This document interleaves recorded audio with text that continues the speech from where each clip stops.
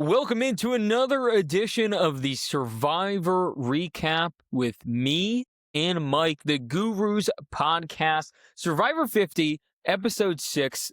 Theo is away working tonight, so it's just me and Mike. Before we get into it, please be sure to like, comment, subscribe. We need the subscriber numbers up. Please, I am like begging. Our views are tremendous.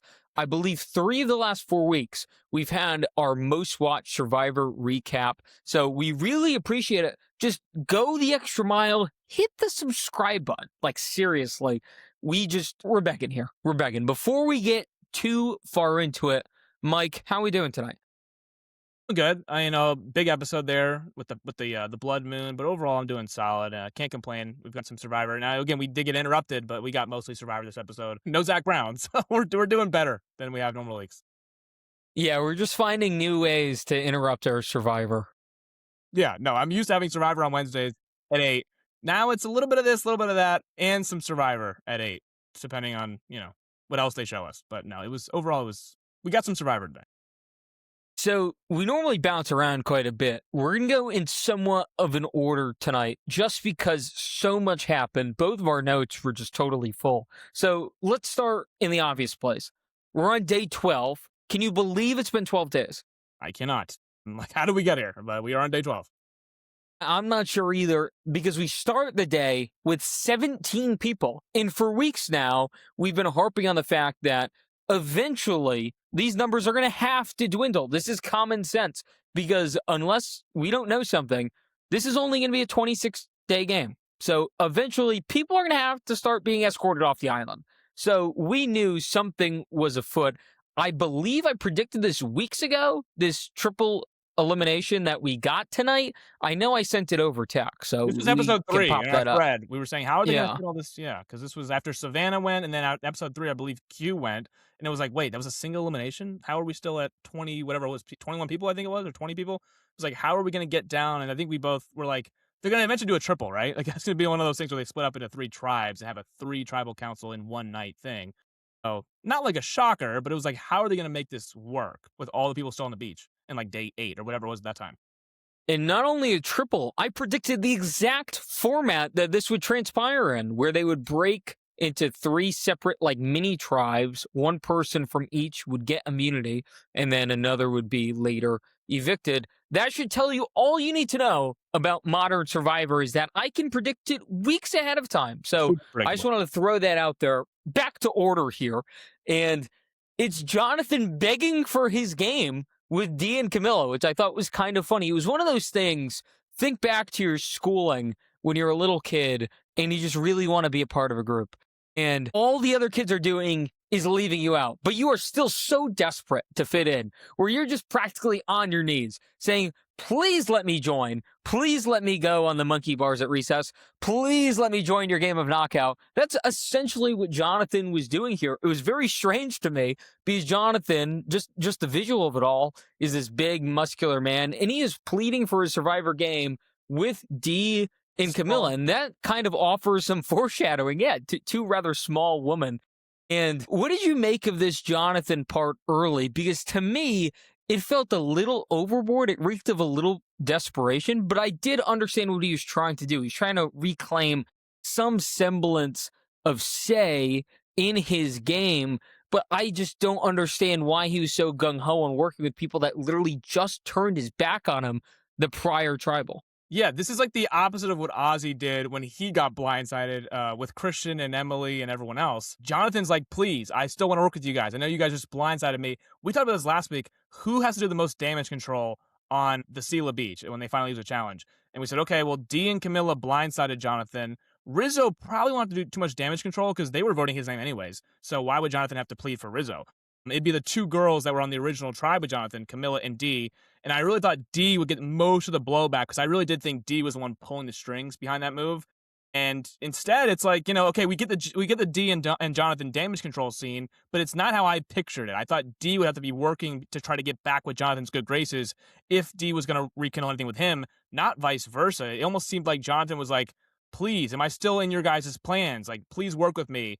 It was very begging. And again, Dee's good at this game. There is no mistake that, like, this is not like I By was the way, under. Mike, it feels like no one's really pointed that out besides us, He's which I really good. don't understand. To have a winner still on this beach, Savannah was out early, Kyle obviously medevac. D's the only winner left. I feel like this point of D being a great game player, we've heard some people kind of sort of mention it, beat around the bush with it, but it is confusing to me that she isn't more of a prevalent target at this point. No, I think she should be. That's what I'm saying. Like, I'm actually applauding her to the point where I thought her target was as big as, the blood moon tonight. And little did we know it's not. Like, no one's like mad at D and like, hey, let's vote out D. It's more like everyone wants to work with D. And Can I Jonathan ask just you a got question about blindsided. this too? Yeah. Do you think part of it is this kind of assumption that she's always there as this quote unquote easy vote because it's easy to kind of rally the troops to get her out because she's won already? Yes, we talked about how that could be a unifying merge vote if D is so threatening, so dangerous. The issue now that I'm running into is, has she already made so many good relationships to the point where that wouldn't be such a unifying vote? Like, has she already kind of sunk her teeth into these people to be like, oh no, I'm with D fully at this point? That would be my question. But the D and Jonathan thing, D tells Jonathan the reason why they left him out of the vote is because they were scared he would tell Charlie that it was him. That to me, alarm bells will go off if I'm Jonathan saying, okay, they don't trust me. They believe that there's some mistrust. They don't trust me enough with a single vote because they believe I'll run and tell Charlie. So they do not trust me going forward. So I want to get back in with them and work and build trust back up. But they're the ones who don't trust me. It's not vice versa. He put his full trust in D. D says, you're not trustworthy enough to let you in on a vote. So it feels like it should have been the other way around. Like D should have been like, hey, here's how you can work your way. It was not how I pictured it at all. It was not D doing damage control. It was more Jonathan doing begging. It's like, hey, please keep me in your plans. Even if you didn't trust me for this vote, please trust me for a future vote. And again, credit to D because it's not like anyone's mad at D. They're still wanting to work with her. I thought it would be more like, I'm scorned by D. I am going to get revenge on D. And it was not like that at all. Jonathan still wants to work with D. Assuming, assuming that they didn't merge at 17, which is of course in chronological order here. They did not know that, but assuming they did not merge at 17, he and Jonathan were still going to have a good working relationship, assuming if D would let him. Wait, perhaps cut from the convo? I was a little confused why Jonathan's natural follow up wasn't, why couldn't we just work with Charlie? I thought, that's what I thought listening to it anyway. Like, what went wrong? Because to me, I think that would have been a fine union, those three together, and then you add like a Camilla and Tiffany into the fold as well. Thought that could have been a good little alliance going on. It was clear that they thought Charlie was a bit too paranoid, and that's why they cut ties. But even then, I still don't think that was great for D's game. I didn't understand it then. Watching this episode, I still don't really understand it. Now, knowing what we know from exit press from Charlie this past week, it appears that there was some pregame alliance with D and Rizzo, kind of sanctioned through Sophie Bolardi, who is from Miami. D's from Miami. Seems like she kind of linked them together. That's true. That's just part of the game. But you got to think everyone else had ample time to pregame because, look, let's just say the quiet part out loud. This season, I wouldn't say is ruined by pregaming, but it's marred with pregaming. And I think that's hampered the editing. And I mentioned this a lot last week as well, where some of the unexplainable is prevalent because of pregaming. That is why, like, some of this editing has been kind of a miss and why some of these decisions don't necessarily make a ton of sense. And the reason I know this is because the next day, every Thursday, we find out why these things happen through exit press, and usually it links back to pre-gaming. So, look, clearly Jonathan and Dee have a pre-existing relationship that is still somewhat strong, right? So that's why they're able to kind of forego this for the time being, and they're like, yeah, like, I think we'll be good together. But if I'm Jonathan, I'm like, what is the point of all this? Like, we had something good. You clearly went against my better judgment. I was clearly good with Charlie, and I was clearly good with you. We were clearly good together. If you had concerns about Charlie, it would have been way easier to just bring that up to me instead of voting the guy out. We could have got someone out that was an unknown. And here's the other thing, Mike. Just because you pregame doesn't mean you have to abide by the pregame laws either. You could still get this person out because it's not like they knew who Rizzo was personally. Like, they probably briefly chatted and I was like, yeah, I'll look out for you. I'll look out for you, all that stuff.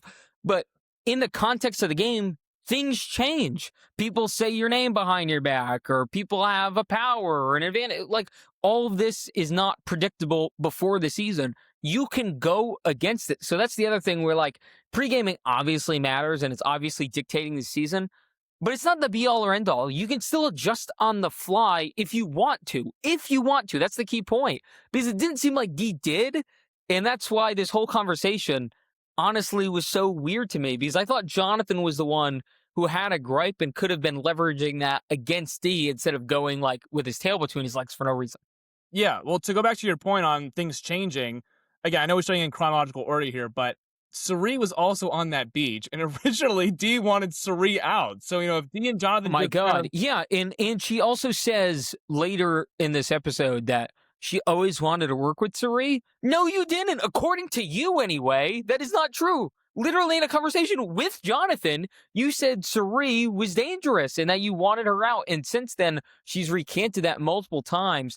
But it's kind of this rewriting history where now she's like, oh, I've always wanted to work with Suri. What do you mean you've always wanted to work with Suri? No, you haven't. So her actions are telling us, again, I know we have to stay in order here, but her actions in all these episodes are telling us that she actually wants to work with Suri. Even if she says whatever, Yes. like she's actually actively working with Suri as we speak right now. And we'll see obviously this vote, but she's not, there's no plans for her getting out Suri, even though that was the first thing we got when they actually set foot on the new Sela beach, was Dee telling us in her confessional, Suri's dangerous. My friends keep telling me Suri's dangerous. Well, everything this game has told us, her actions tell us that she actually wants to work with Suri. Yeah, the only other thing important before the merge here is Ozzy reveals to Christian that he has an idol. Didn't love the move, to say the least, considering they just had a little tiffy, but I guess Ozzy's like, I got his shot in the dark. I guess I can trust him now. I just thought it was a little strange. I didn't think he needed to do that, but it comes out later that, like, everyone's going to know anyway, so perhaps that was a good move in the hindsight just because, like, he's able to kind of get ahead of the bullet here. Right, it worked, actually. So it worked. So as I'm saying this, not more so with the Christian one, because he now tells Christian he has an idol. He's like, okay, I can now fully trust Christian. He gives Christian back his shot in the dark, and in exchange, he then tells Christian he has the idol. So again, it would have gotten there out there anyways, but it just kind of solidifies the bond of Ozzy and Christian did build back some trust, even though Ozzy was blindsided by Christian just 2 episodes ago. They were able to actually build back some trust there. What I was more worried about was Ozzy telling Emily. So Ozzy now telling Emily about the idol that he has. Because remember, Emily's outburst in episode 3 was Christian didn't tell her soon enough about his idol that he willed to Aubrey. So Ozzy telling her, what is this now, episode 5 or 6? Like 5 episodes later that he has an idol, I was like, uh-oh, is Emily going to go scorched earth and just explode Ozzy's game to everyone on the beach? That was what I was writing in my notes. I was like, okay, Ozzy just told Emily information. How quick does that information spread like wildfire? Because Emily has a big mouth.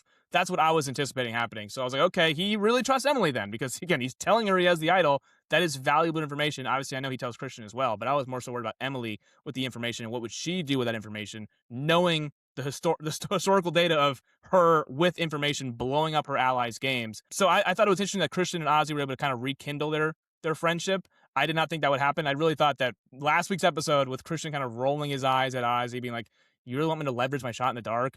I thought there was no way that they're going to have solid ground, solid foundation again.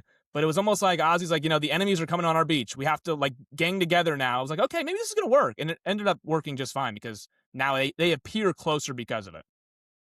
Yeah, I don't know if I'd want to be closer to Flippin', but I mean, to teach your own here. Sure, yeah. We get the merge, Mike, and it seems like no one is prepared for this. Like, why would you be with 17 people left? And the beginning of this merge is all a Christian Devon's love fest, which I thought was a little over the top. Have you seen Dead Poet Society? I have not. That's what Christian kept referencing over and over again. The "Oh Captain, My Captain." That's what that's from. It's a Walt Whitman poem, but it's from Dead Poet Society. And it was a little much for me. And I love both of these guys, but it was like beating us over the head with it. We know these guys are close. I want to see other people's reactions. It feels like there's a lot of Christian and Devon's editing going on. Yeah. I don't know if that's going to signal a breakup. I don't know if that's going to signal like a eventual blindside where one of them is going to go like scorched earth. I'm not sure where this is going to lead, but I did feel throughout this, and I want to hear your thoughts here, like a lot of Christian and Devon's for a pair we already know are established as a tandem. And I guess they try to test that later, but like no one buys it for even a second. So much here. Yeah, there is. I mean, we were talking about last week how Devins has been completely invisible from the edit since leaving Christian. So all we know is, okay, how are they going to be when they link back up on the beach? So I guess the edit kind of, like you said, beating us over the head with Devins and Christian are still good. They have linked back up and it's like they picked up where they left off. It's like, riding a bike. Like, it's just like they're back together. We didn't get much of anyone else here on the beach, which I was really bummed out about. I was like, okay, there's so many people on one beach here. Can we get some people that have no interaction with each other through 12 days? Instead, we got a lot of Christian and Devins, which I don't mind if there's like some catching up to do, obviously, from a strategy standpoint. So if Christian's again been to every single tribal council, Devins has just been to the one where he got blindsided by Rizzo and D and Camilla. So if there was more of that in there, I'll be like, okay, but there really wasn't. It was just more of like, hey, here's what happened, and we're catching back up, and it's like, you're my number one, right? You're still my number one. It's like, we're still, Yeah, we and by the survived. way, why wouldn't we think this? In real life, this is less than a week. It's like if you went on vacation days. for a little while. Yeah, it's 5 days, and it's all they were like was like, I can't believe we all survived that, because again, Christian did go to every single tribal council, but it's like, we're not learning anything new here. We knew these two were close. I almost wish they brought up the the fake idol ploy, because again, they both did go to tribal council last episode, and we talked about how does anyone have custody over the fake idol at tribal council. That never got brought up. Nothing really interesting got brought up there. I was more so like, okay, can we get some other people here? Can we get some Tiffany confessionals? Can we get some Colby? That's Colby asking a lot, Mike, apparently. Apparently it is. Colby and Suri are back on an island together for the first time since Heroes versus Villains. So I wanted to get some more people who was like, okay, long time no see. Not, oh, I saw you 5 days ago. Good catching up. I want to see some actual, like, it's been a decade. Oh my gosh, let's see how they talk to each other. And so we didn't really get that. So Suri is talking to Genevieve. Pretty fun crossover here. Yes, it is. And we just get a big game of telephone that sparks from this, where now everyone knows that Aubrey has an idol, and everyone knows that Ozzy has an idol. So both those things are public information. It seems like there's a good amount of people that know Rizzo has an idol, I'd say, but people don't know where it comes from, which is Genevieve. People know that Genevieve willed it to Ozzy, but they don't know that she willed one to Rizzo, which unfortunately I don't think is going to matter much now. No, but they did seem like that was supposed to be an important anecdote. I didn't really understand why that was supposed to be important. Well, no, Genevieve herself said, I don't want anyone knowing about the second idol. I don't want anyone knowing that. Right, which I presume, going back to a Christian quote earlier this season, you don't want that idol stink on you. So I do get it, but knowing what we know now, kind of a weird thing to harp in on. I guess you have to throw some red herrings in there, right? Right. I mean, it's kind of a waste now, but I do get from her standpoint, no one you don't want to know who gave it to Rizzo, because in the case that he is blindsided, again, he's an unknown. So if there's a case where somebody blindsides Rizzo, she doesn't want anyone knowing who gets the idol, who gets the boomerang in this case. Like, it's public information that she gave it to Ozzy. I don't think that she's assuming that, like, Ozzy going, like, everyone knows if Ozzy goes home with the idol, she gets it. But I don't think she wants everyone to know that if Rizzo goes home, she also gets one. Like, having two idols, public information that if people go home with the idols in their pocket, Genevieve gets two in return. I don't think she wanted that out there, which I totally understand. Why would you want everyone knowing that you found two, and then give it to people?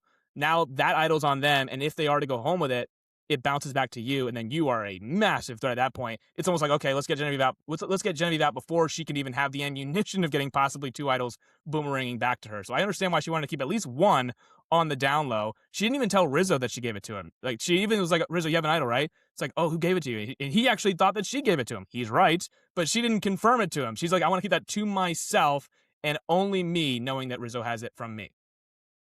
Yeah, and look, it's not going to matter. I liked her sentiment here. I did. But it did feel like it was supposed to be a story that I guess just won't have a conclusion now because of what transpired here. But Mike, your first rough going of the night was next here. What happened? The first Mike narrative that took a massive hit. So last week, one of our big discussions on the pod was about Suri and Rizzo and kind of the genesis of this relationship and whether or not it was actually authentic. Because me and Theo were in camp, Mike, this is obviously authentic. Listen to the way she's talking about the guy. She doesn't talk about people this way that she doesn't feel comfortable about. Not at least in her confessionals, maybe to their face. That's what Suri's amazing at doing. And you were saying he's a means to an end for her. This is simply a short-term relationship. It turns out that not only are they good, they are really good. I believe she said it's a polyamorous relationship. I think that's the correct term. I hadn't heard that before. Yeah. Yeah, with Suri, Ozzy, and Rizzo. So Rizzo is basically crashing the relationship. If Suri and Ozzy were like Survivor married, Rizzo is now in the fold, right? So it's like kind of a Mormon situation. They're like, the more the merrier. Come on in, join the relationship. And they're the only ones that know about this extra vote that now Suri is in custody of. It feels like maybe they'll use that like as a collective now, given the fact that they're working together. So what did you make of one of your big takes from last week kind of being blown up on live TV? Well, again, I'm shocked and I'm surprised. I'm surprised that Suri. I almost looked at it more like an adopted child. Like they're getting Suri and Ozzy as like the Survivor parents on this You thought he was an orphan? Well, yeah, I mean, again, just because of age, but I'm like, okay, Rizzo's this young kid. He's kind of crash coursing into this marriage. I'm like, okay, they're pulling in Rizzo, but I did view it as them pulling in Rizzo as a number and a means to an end, more so than a genuine. This is a 3-person alliance that has a legit standing in this game. Which again, it certainly appears that right now that's what it is. But again, and I like that Suri put this in a confessional because she actually changed my opinion on this. This is a new era way of playing. The old school way of playing was you have your people in the pre-merge, you head into the merge with those people, and you just ride out to the end. And she's like, you know what? I'm going to try it. And this is not like foreign to her. She's more of a new school player than an old school player, but she's kind of blending Yeah. in the two. She's like, I'm going to try to rope in people that I would have no pre-existing relationship with, which is, again, Rizzo is the total unknown of this season. So she's kind of approaching it in a new era way. It's like, okay, I can use these people in voting blocks in certain votes to work with them. I think she views Rizzo obviously as more of a long-term alliance member, but she's not afraid to work with people who she has no pre-existing working relationship with for a few votes. She did it last tribal with Camilla and Dee, and obviously Rizzo. So to me, this signals that while Rizzo is certainly in her tight 3, it does not mean that maybe Dee or a Camilla would be. Maybe they were a means to an end for a few votes while Suri could stay safe, and then she is not. She's obviously she can cut your throat at the end. Like she absolutely will. But I think that this right now has some staying power. She said as much later as well. She kind of talked about how she can kind of vote with people one tribal at a time. She can kind of navigate the waters like that. Kind of like you mentioned, our point last week was just like, clearly there's something here with Rizzo because he is an unknown. He's a question mark to all these people. And I think Suri thinks she can utilize that. And by the way, I agree with her. That's why I was so staunch in my take last week, because I think that to Suri, Rizzo's kind of this ball of clay. And he's clearly infatuated with the older players. If you just listen to him talk, some of it's a little self-indulgent.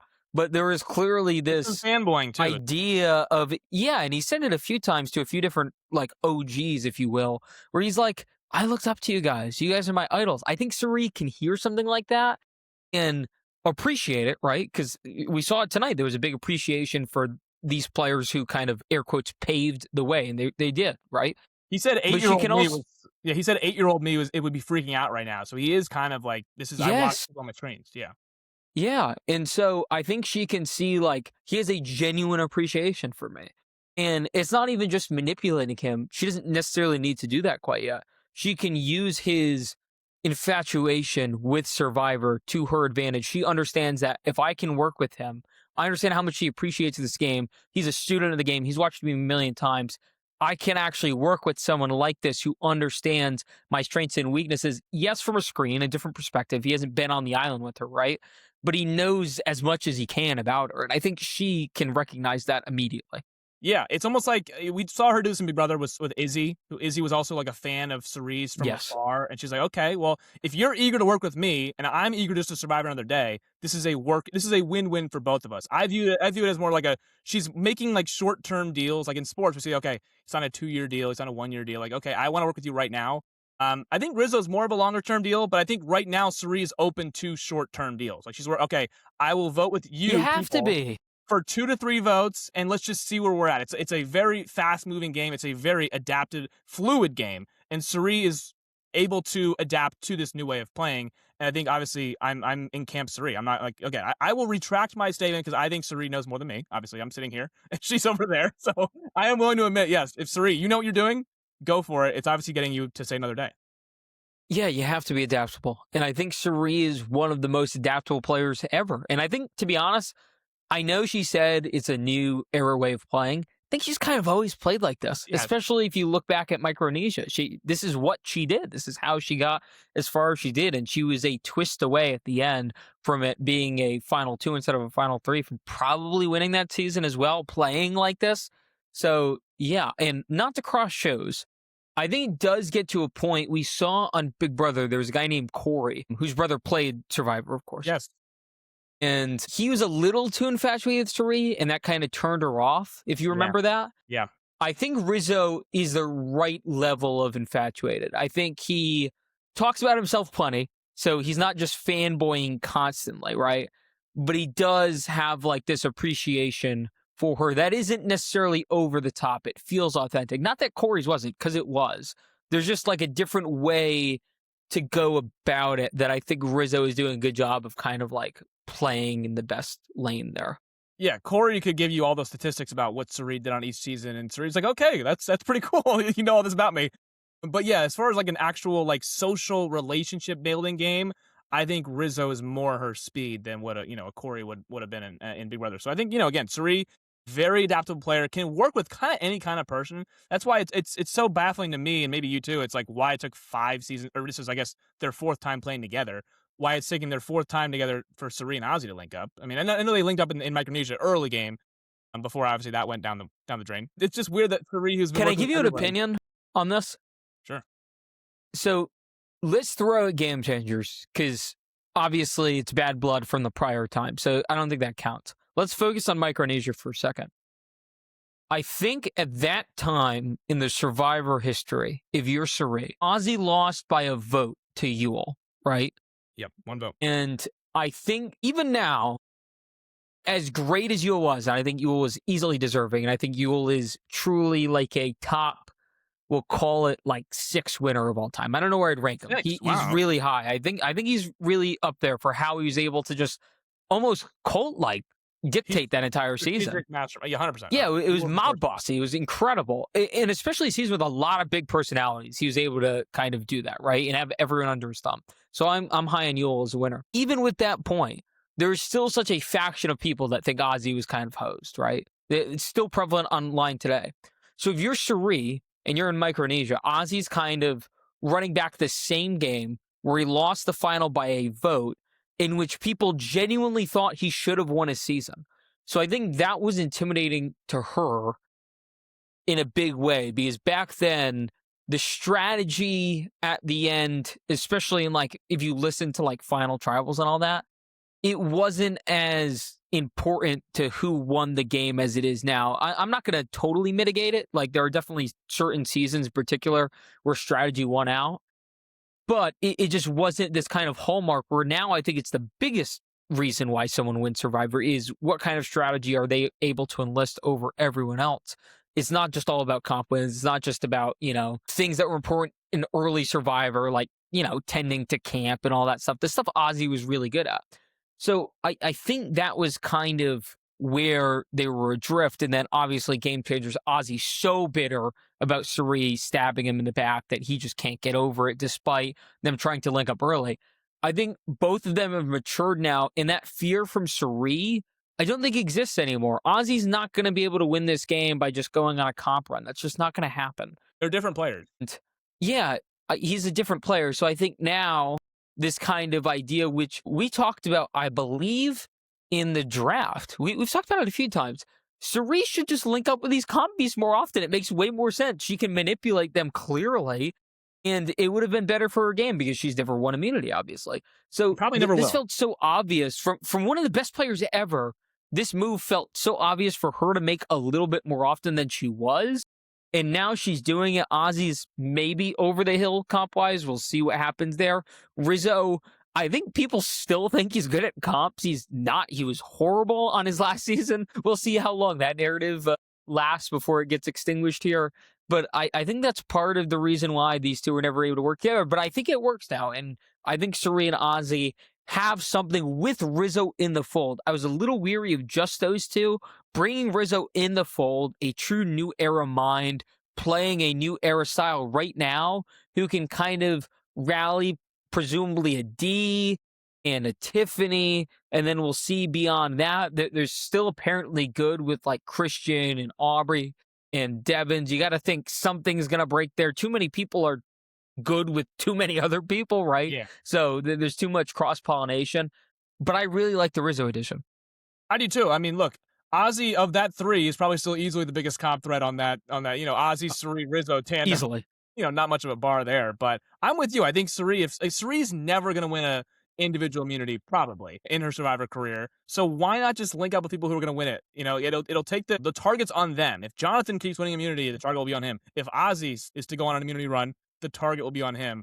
The target won't be on you. So if you get to the end with a comp beast or even two, maybe in this kind of game, they won't reward the comp beast. They'll reward a Suri who was able to link herself with these people and make them bigger targets while also pushing herself forward in the game. So I think, why it took so long, I don't know. It's not necessarily that she isn't willing to work with comp beasts, because again, she's worked with Parvati, who is a comp beast. So it's not like, yeah, right.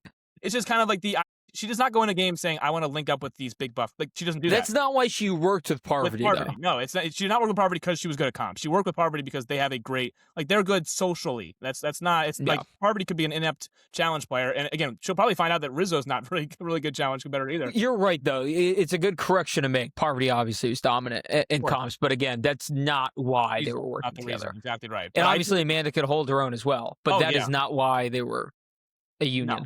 Absolutely not. But I like this. I like the three right now. But again, you obviously need more numbers than this. And I think that if you can pull in maybe a puzzle wizard and Christian / Devins, and then a buff, pull in a Jonathan. I don't know. Like, there's still D obviously is a challenge beast. So we'll see. Again, D and Suri.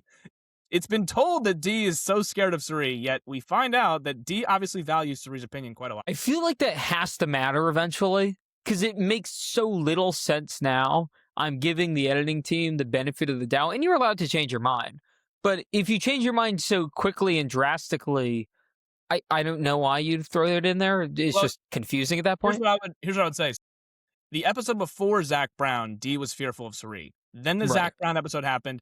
We have the last week's episode, which is now she wants to work with Suri. So maybe she did change her mind. We just didn't see it because we wanted to get 20 minutes of Zach Brown spearfishing. It's a good point. I don't know. It's a good point. Maybe it feels like there was a lot missing the last 2 weeks because of, the fallout from Zach Brown. But regardless, Mike, I want you to put a pin on this fact that Jonathan really wants a new start. We're going to get to that in a little bit. He's just telling pretty much everyone that he wants a new start, and the edit is suggesting he's in the middle. But we get into this twist in the jungle, which I'm pretty sure we shat all over last year. We did. We cannot stand this. It is the same thing over and over and over again. Can we please just get a new beat? Can we do something different? Like anything. We can do this concept. I'm okay with like a random, out of nowhere, someone gets a mini advantage. Like I'm truly okay with that. What I'm not okay with is the just all-out sprint in the jungle. It is not good TV. It's just not. The fans voted for this. That's what they voted for. I don't know. That's what he keeps telling us. He keeps telling us the fans want more twists. So here's your twist. I don't know. I didn't vote for it. I mean, I just want to talk to the people that did. I just want to talk to the people that did. Because, it's not good TV. Like, we've seen people run around before. We've all been on an Easter egg hunt, timely reference there. Also, we've all done stuff like this, right? It's not entertaining, especially because, and I don't think this is a secret either, this island's not that big. And I believe it was Tyson who talked about this on one of his Pod Has Spoken podcasts. Basically, half the island is roped off that they're on. And the out of bounds is way larger, and the size of like the playing field is way smaller than, OG Survivor. Like, there's just not a lot of area. So when you're seeing people run through, it's the same shot over and over again, which is really apparent when you're watching. And again, if you're a super casual, like maybe you won't care about this, but if you have any sense of what's going on, it is just kind of jarring to look at. Like, oh, I just saw, 15 people run that exact path 3 seconds ago. This isn't entertaining. No, I literally saw Rizzo walk past the idol, and then like 3 different groups also walk down that exact same path. And then we get to Ozzy walking up that path. It's like, oh, okay. So, but it's like we've seen people walk past this. Again, I know it's a small island, of course, or it's a small area of where you can walk. But with 17 people on the beach, it makes it even that much smaller because you have so many people walking around. It's hard to even follow. It's like, okay, they've walked past this path. They've walked past. If there was like 5 people on the island, it may be a little bit more of a, okay, this is a straight up race to see who finds it. There's only 5 people on the island. How long would it take for 5 people to cover this much ground? But with 17 people, I mean, you would know that it would take pretty much not that much time to find this thing wherever it was. So on Edge of Extinction, I mean, I guess they could have roped some of it off too, but they would do stuff similar to this. Yes. And the island was clearly bigger than this, and the terrain difference also made it more visually appealing because you had to like climb and scale large rocks, and there was this massive steps that you had to run Like a all the hike. way up, like Yeah. hundreds of steps. There's real height to it. There's real mass. And that signals importance, this visual scale where you're like, oh my God, I have to see this person go from down here all the way up here. That is jarring. When you're just running around in a dirt path, which we know is small because we can tell from literally the video that we're watching, it just doesn't feel like it's anything of importance. It kind of feels almost like a little gimmick, and this episode's a big gimmick as it is. You know, take that for what you want. But anyway, Ozzy wins it, I guess you could say. He Hey, he gets won. the advantage. We can say he Good won for something. him. Yeah, he won something. This is something. Yeah, It's his first win on the season. Again, he lost the tribe supply, lost every single tribal immunity. But now Ozzy's playing individually, and well, let's see what happens here. He's finding clues now. Old Ozzy's yeah, back. it is kind of funny. He was definitely one of the people I wanted to win. There's just for the semantics of it. It's just kind of funny It is pretty that, fun. individual contest, Ozzy wins again. And he has to go to exile. Mike, do you remember exile? Do you remember that? Ozzy was there first episode. Yeah, I forgot it was there. I brought this up, I think, last week in my rant of how this season is just a jumbled mess. We thought initially that this was going to be a critical part of the season because of how many people are on this season, and perhaps it was going to be. And then the producers realized, hold on, we just simply have too many people. How are we going to possibly... We can't even get Tiffany in the show. How are we going to get Exile on the show? But someone was like, hey, we have to use it again, I guess. So No, we're only using it Ozzy... when Ozzy comes in. Yeah, we only need it when Ozzy comes in. Yeah. It's only relevant for Ozzy, so we could get flashbacks to something that happened like 20 years ago at this point. Yeah. So, yeah, Ozzy takes the Riz God because he has to choose someone to go along with him. He takes the Riz God. He sells it pretty well, in my opinion. Good Ozzy sell here, where he's like, I'm just going to take the young buck, the person that people don't really have a read on. I liked that. It wasn't like he's my ally or anything. It was just simply like, I'm just going to take Rizzo because, he's young and, he's going to earn his stripes here. Well, we don't know until they get to exile, but obviously we had that conversation where Suri tells Ozzy, hey, get in with Rizzo. And he eventually does at exile. So I wonder if that had any play into it. Okay, if I can get Rizzo by myself on Exile Island, maybe I can work with him long term. I don't think it initially started out as, hey, I want to use him to work with him. But obviously, and he also advised in Christian and Emily. And they're like, hey, don't take a huge target that we want to target in the first vote. So don't take anyone like that. And obviously, we take the unknown. I think it's actually a low risk, high reward play there from, take Rizzo.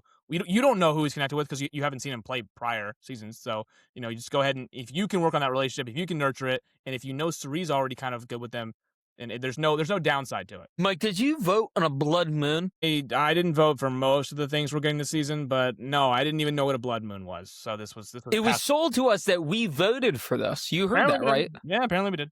I didn't know what it was. Okay. I didn't know what it was. I knew we were getting this, but I didn't know what it was called. And what... I mean, I knew exactly what it was, apparently. I said as much, where we are splitting into 3 separate groups here. One person from each will win immunity. One will be voted off. So we are shrinking from 17 to 14 by the end of this episode. By the way, Mike, did we not just have 3 tribes? We did. Last episode we had 3 tribes. Yeah, we're going back to 3 tribes. Okay. We're not actually That's all here's the thing. Last episode we've said in air quotes merge because we know they're not actually going to merge. They're still going to stay in 3 tribes. They're just doing it differently. Yeah, but it does beg the question, right? Couldn't we have just done this with the groups we just had? We could have, but then we wouldn't have had Exile Island. We wouldn't have had that scramble looking for the clue. We wouldn't have had Applebee's. So no, I guess we technically couldn't. We could have still had Applebee's. That could have still existed, right? to do Applebee's with the pigeon toe challenge because they want to have one person win the group Applebee's. It's more dramatic that way when one person stays on the longest and wins everyone else Applebee's. So I don't know. I think they were saving Applebee's for this reward. So I think they could have still done it. By the way, I think they Mike, wanted it with this. have you've been to Applebee's? Oh, a few times, yeah, a few times lately. Yeah, really a reward though?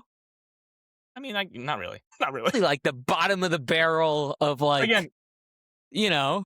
here's the thing. Last season, we got the famous Yellow Sophie saying, "What is fruit? Really? Fruit is the reward? I can find fruit on the island, for God's sakes." Can you give me By some the actual- way, the more time that goes on, I never agree with her. I never do. agree with her. I kind of do. But on Survivor, you're supposed to be so like, oh my God, we're getting a reward. We're getting a feast. And it's like, okay, well, of the rewards, like, is Applebee's really up there? I mean, like, look, I'm a hater, as it is It's with fine. most things. I mean, it's fine. I'm not like running to get Applebee's right now. But, like, we're hyping up the Shark Bowl here. Like, Yeah, you but know. oh my gosh, we were hyping that up like it's like Camilla's face when they said the Shark Bowl. I'm like, all right, this is, you know. Yeah, like, was Chili's busy? Maybe. I don't know. The budget is again, we don't know. With Jeff is calling everyone. I think the Liz thing helped Applebee's so much on season 46, where she was so pissed that she didn't get Applebee's. Maybe It's a shame Charlie wasn't around. I feel like he would have That been a would've been good fun. reference for that. It would have been a very good reference to that. Q also No not around one- for this. Yeah, Yeah, Q not around either. No Q one won could the Applebee's. bring that moment in. Yeah, Q won the Applebee's reward. We only have Tiffany here, who I don't think Tiffany made it that far to see Applebee's. I believe she was already voted out. So, yeah, we don't have Q or Charlie to see the Applebee's as it is now. Part 2 of Applebee's, season 50 version. So we didn't get any of that.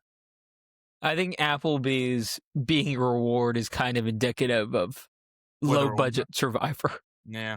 It just makes sense. Is it better than the Zach Brown reward? If you were out on the island when they said, hey, I mean, look, a Shark Bowl is basically like a margarita. I like Yeah. margaritas quite a bit, so I'd be into that. but Zach Brown spearfishing? You know what? Probably. I like Zach Brown too. I just wouldn't want to have to pander to someone like that while How I'm many playing songs? Survivor. Yeah, no, I'm kind of with you. I think it's You think they got the new song and then they got yeah, one they of the got a older couple old songs. ones. Yeah, and I think there was like a whole concert or that was it. I Because don't with know. Applebee's, you get to just hear Jonathan like devouring everything. Yes, Jonathan and 4 women. So yeah, again, it depends on really. I don't know. The edit gave us a couple Zach Brown songs. Maybe they had the whole tunes. They had the whole thing on. I don't know. We don't know how long the reward was. We have no idea how long that reward was. The point is, they're low budget Survivor rewards right now. Is what we're getting. Here's the breakdown of the 3 groups. So group Yes. 1 was Jonathan, Steph, Tiff, Camilla, and Chrissy. Mm. Group 2 was Genevieve, Aubrey, Christian, Devins, and Joe. Group 3 was Sheree, Flippin, Colby, Coach, and D. And if you're thinking to yourself, isn't this a bit convenient? Me and Mike thought the same. There was allegedly a blind rock draw, and we're not like discounting that did happen. I'm not a We conspiracy. just think that this ended up bit too perfectly for how the show was edited up to this point with all the narratives that everyone was talking about. Now, granted, look, I want to make this abundantly clear. You can edit things to distort reality. We are not saying you can't do that. What you can't do is make people just blurt people's names out that they haven't said before, right? So, like, you cannot edit it to show that Genevieve actually disliked Aubrey as much as she did game-wise. You can't do that if she didn't actually feel that way. I want people to understand this because sometimes we get comments under the video like, it's edited. Like, yes, it's edited, but you can't just fabricate things either, like, out of thin air. You can manipulate, you can twist things around. You can't just poof make up that Genevieve didn't like Aubrey out of nowhere. You cannot do that.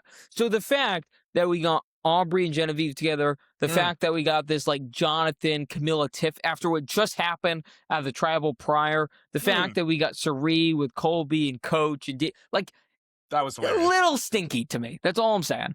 No, is it random? I'm not a conspiracy theorist guy. I don't know.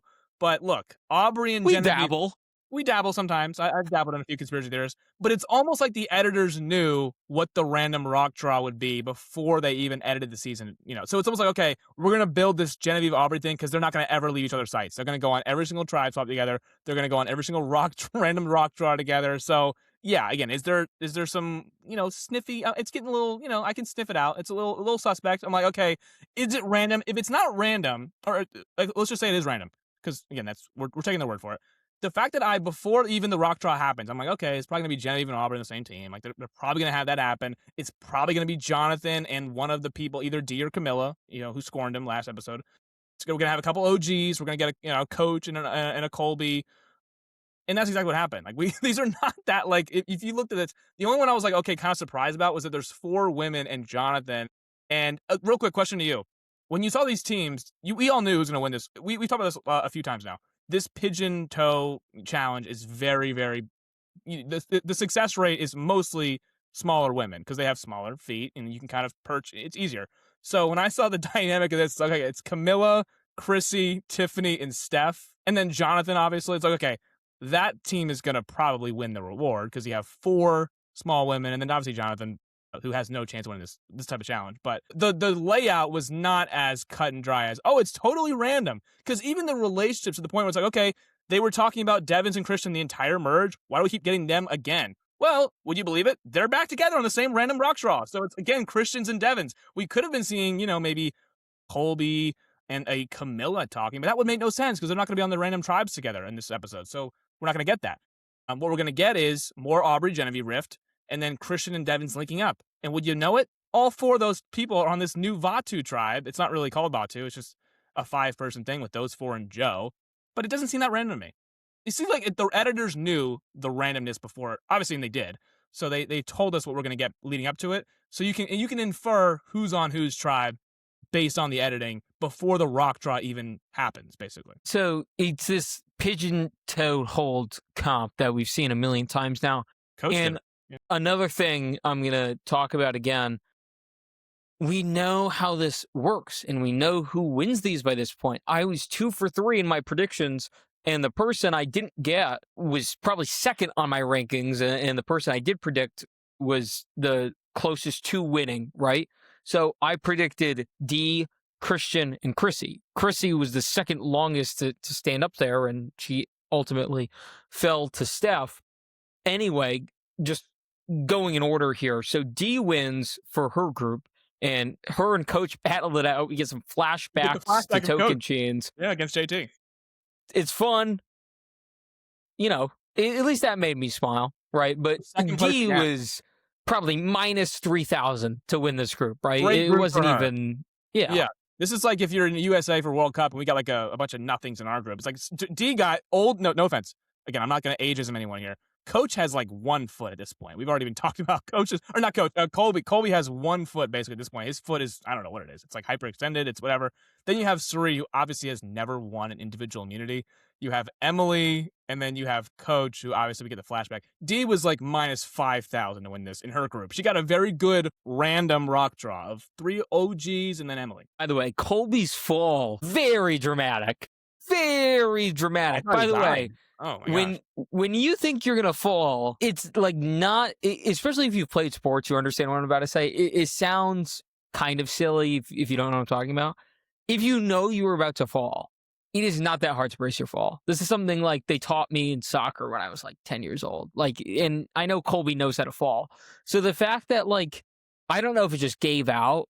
I assume that's what happened. I'm not sure. I don't know if it was that bad. Whatever happened here, this was an all-time dramatic, what the hell did I just watch? Oh, I mean, you could tell Coach in the part where they're all looking for the clue, the idol, whatever it is, the advantage. Coach is literally limping around on not Colby. Colby. Yes, again, I'm getting mixed up. Colby is literally limping around on this trail that we see him walking past, and he looks like he has drop foot, Mike. That's how bad it is. He's like, it's so bad. So I'm like, is Colby gonna get medevac? And I saw the pigeon challenge. I'm like, this is horrible for Colby. Can he just opt out of this challenge? He did it before on Heroes vs. Villains. He was not good at it then. He obviously won't be good at it with just 1 foot at this point. So tough challenge for Colby. I'm surprised he lasted as long as he did. But yeah, man, tough fall. I was just hoping he didn't get any worse. The foot was already in bad condition, and then it seems like after that fall, and falls are dramatic in Survivor. They want to edit it to be, it's like, oh my gosh. But that one did not look good for Colby. No, you could hear the thud, which was loud thud. Yeah. Again, a little comedic, but also Christ, dude. Let's figure it out, please. But anyway, Group 2 was won by Christian. This was kind of a wire to wire for him. I thought he'd win this just because no one here screamed "Comp Beast." Not Joe for this. obviously Not for this. is, but not for us. Not in this sense. Devins is a puzzle guy, but this is not a puzzle. This is pigeon No, pills. No, nothing. no. As far as endurance comp beast, Christian, we've seen actually prove it time and time again. Aubrey's never really had that in her arsenal. Genevieve wasn't great at comps in her season. And then Joe and Devins are not the archetype for this whatsoever. Everyone falls in kind of a rapid succession. Christian wins, but he's kind of tired of this. He's like, whatever. Orange, you can go to Applebee's because, again, is it really a reward? I don't think So, Christian even wanted it. No. Group one, lasting the longest. They have 4. Jonathan drops fairly early, but all the women doing a hell of a job here. And Jeff has the line, pain doesn't really matter because you're going to get a shark ball. So just hang in there. You'll be fine.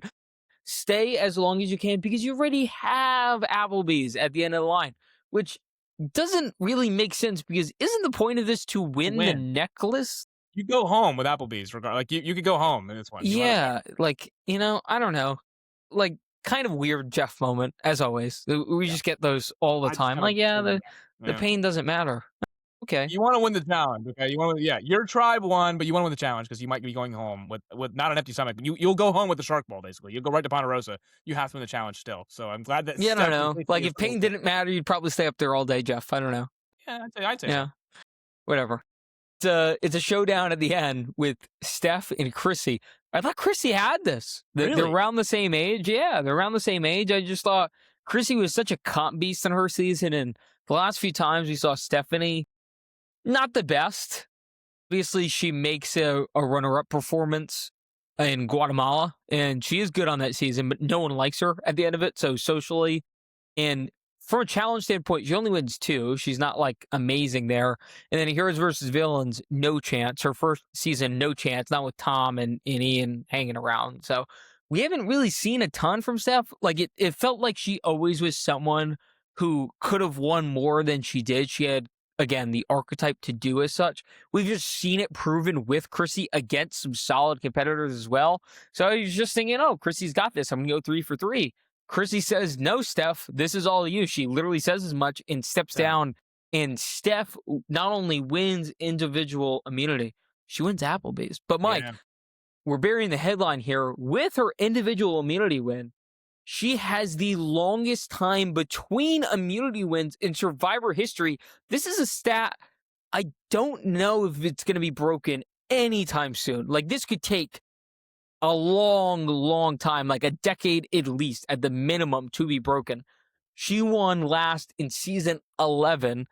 Obviously, we're on season 50. Don't know, maybe if Ozzy comes back another time, perhaps. If he doesn't win here, there's just not a long list. This could take a long time for this to be broken again. Because if you're thinking about it, a lot of these players have returned so many times where they've won more recently, and players that haven't, they're just a bit older at this point and they're not likely to come back again. The only person I can possibly think of, and there's 2 that come to mind that could break this in the future, given another returnee season of some sort. Ian from Palau, who played with Stephanie, obviously he's probably, I think, is the best player that's never played again, you could argue. So I think he's a big one. They wanted him back. He's kind of, circled the drain a little bit, right? He said a few times, Yeah, but if they did a second chances too, he would be someone that would fall in the line of second chances. So they did have second chance once. If they did a second chances 2, remember they used Kelly Wigglesworth for that. They could absolutely go back to Palau and pull an Ian who's only played once if they wanted to do another theme of, hey, it's Survivor second chance 2. So they could do that. I would not rule out. Yeah, and the only other 2 people that come to mind would be James, who played a few times, obviously, and then Amanda, who was so close to coming back here. She was obviously good at comps. But again, the challenging part of this is not only coming back after a long time, it's also winning. That's also very hard. So 2 layers here. Well, this could be one of those Survivor Wilt Chamberlain records. We just don't know when this is broken anytime. Well, here's what I was going to say. I was also going to throw out Jerry's name because Jerry won an immunity. I think they want to bring Jerry back. They just didn't have enough room for on this cast. I think if Jerry gets a call and will play, I think Jerry could still win an immunity challenge. I hope so. She just seemed so scorned by not being chosen here. She was scorned, but I know they wanted her. So if people that they could call back. It would become if Jerry wants to come back or not. That's obviously, it's more on her end than their end because I think they did want Jerry. I would also say your point about winning is the big point because Colby would have had this record had he won this. Had he won any individual immunity this season, it would have been. He has not won one since Australian Outback, so it would have been from 2001 or whatever that was.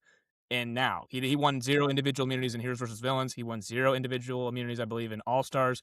So it would be Colby would have that from Survivor 2 to Survivor 50 because obviously he won I think 5 in Australian Outback, but he has not won any since, and he's not going to win any this season because that toe is not going to be able to win a pigeon toe competition. Yeah, it's just one of those things.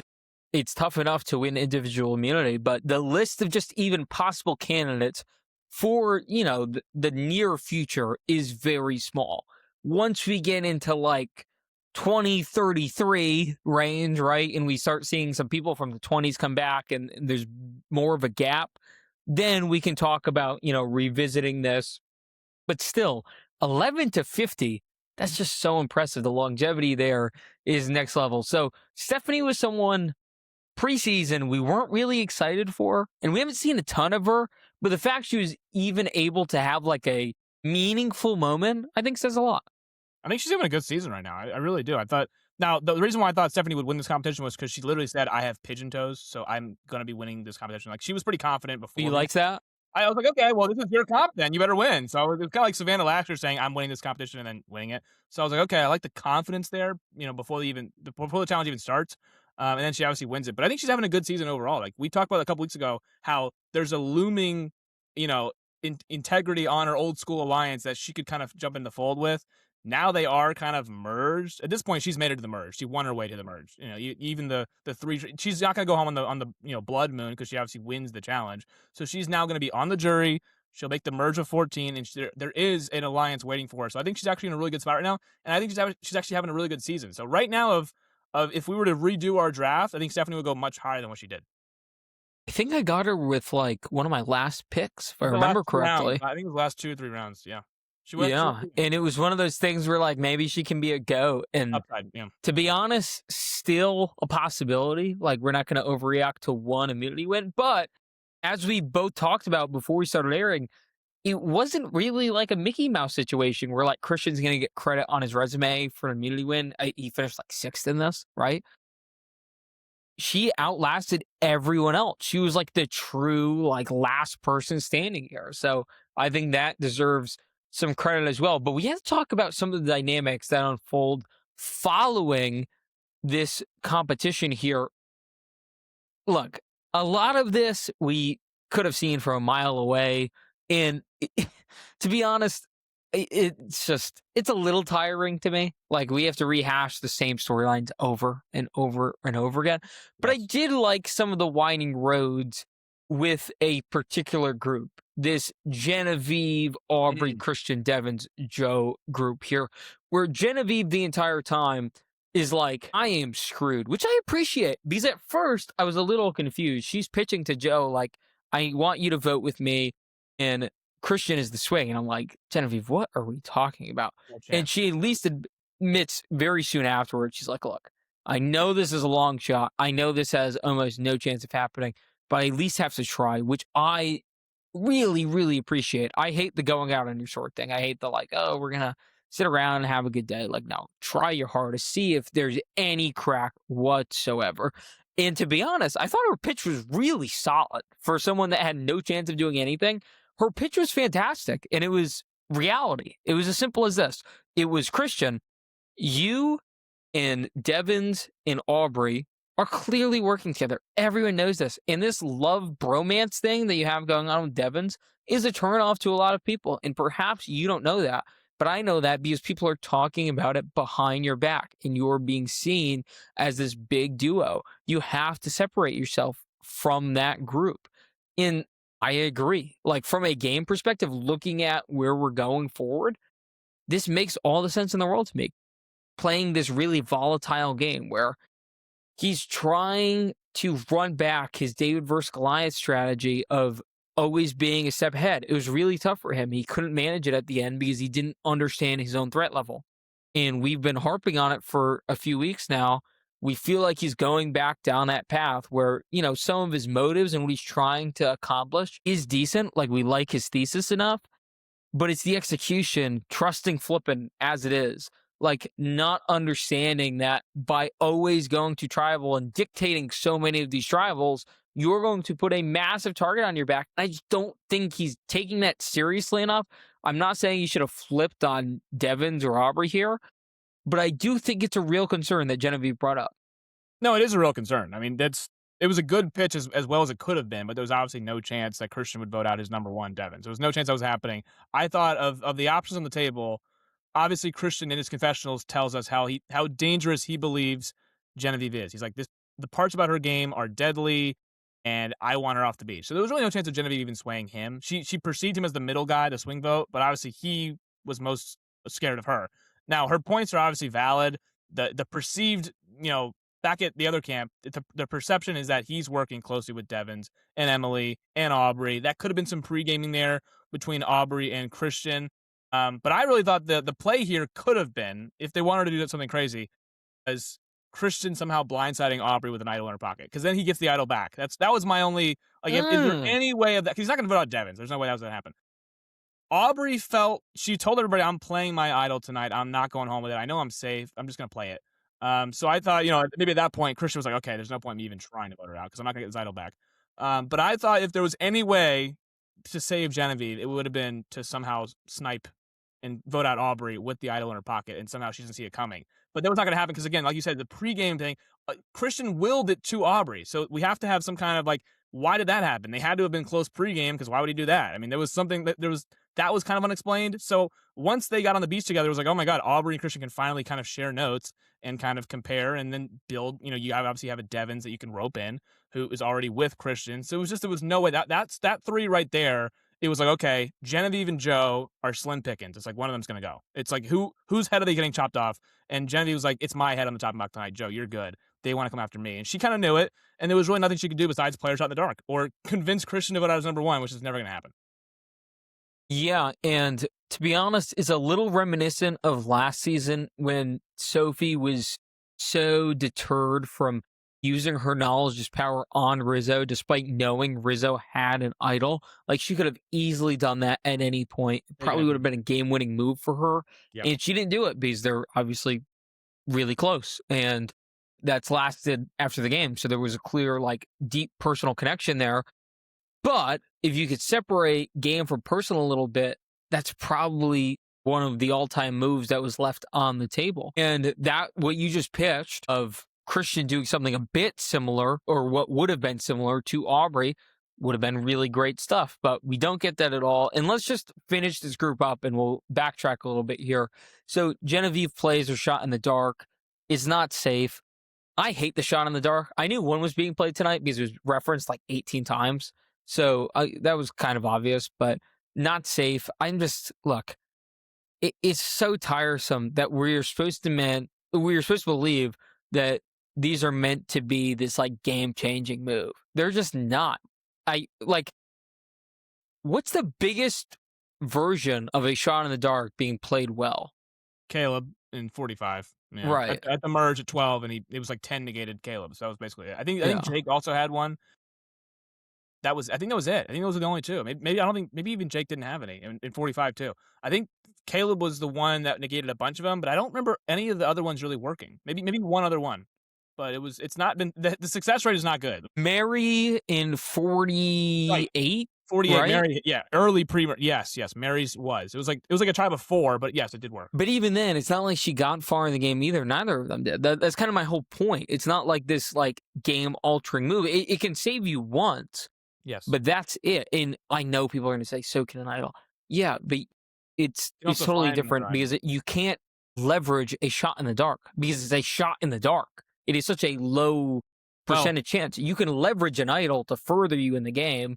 We saw it last season with Rizzo. He literally just put it around his neck and said, let's go. Let's do it. Well, people are going to say you can't leverage an idol, even though Ozzy technically did last week with Christian. So he yes, of course you can leverage an idol. We've seen it numerous times. No, leverage a shot in the dark, because obviously Christian gave the Ozzy the shot in the dark. So yeah, he didn't really leverage it, though. That was kind of like blackmail in a way. Right. Yeah. Oz was like, "I need your shot in the dark just to trust you," and then you wouldn't play it, and then you give it back to him. They're not that important, but I guess Ozzy was just he wanted to get anything from Christian just to be like, "Okay, I need to build some trust here." And Mike, the you know dancing things how are not really. unimportant they are? He give it right 3 back seasons ago, everyone gave theirs up for Rice. for Rice, yeah. They just gave him, "Hey, Jeff, take him. We don't need him." Yeah.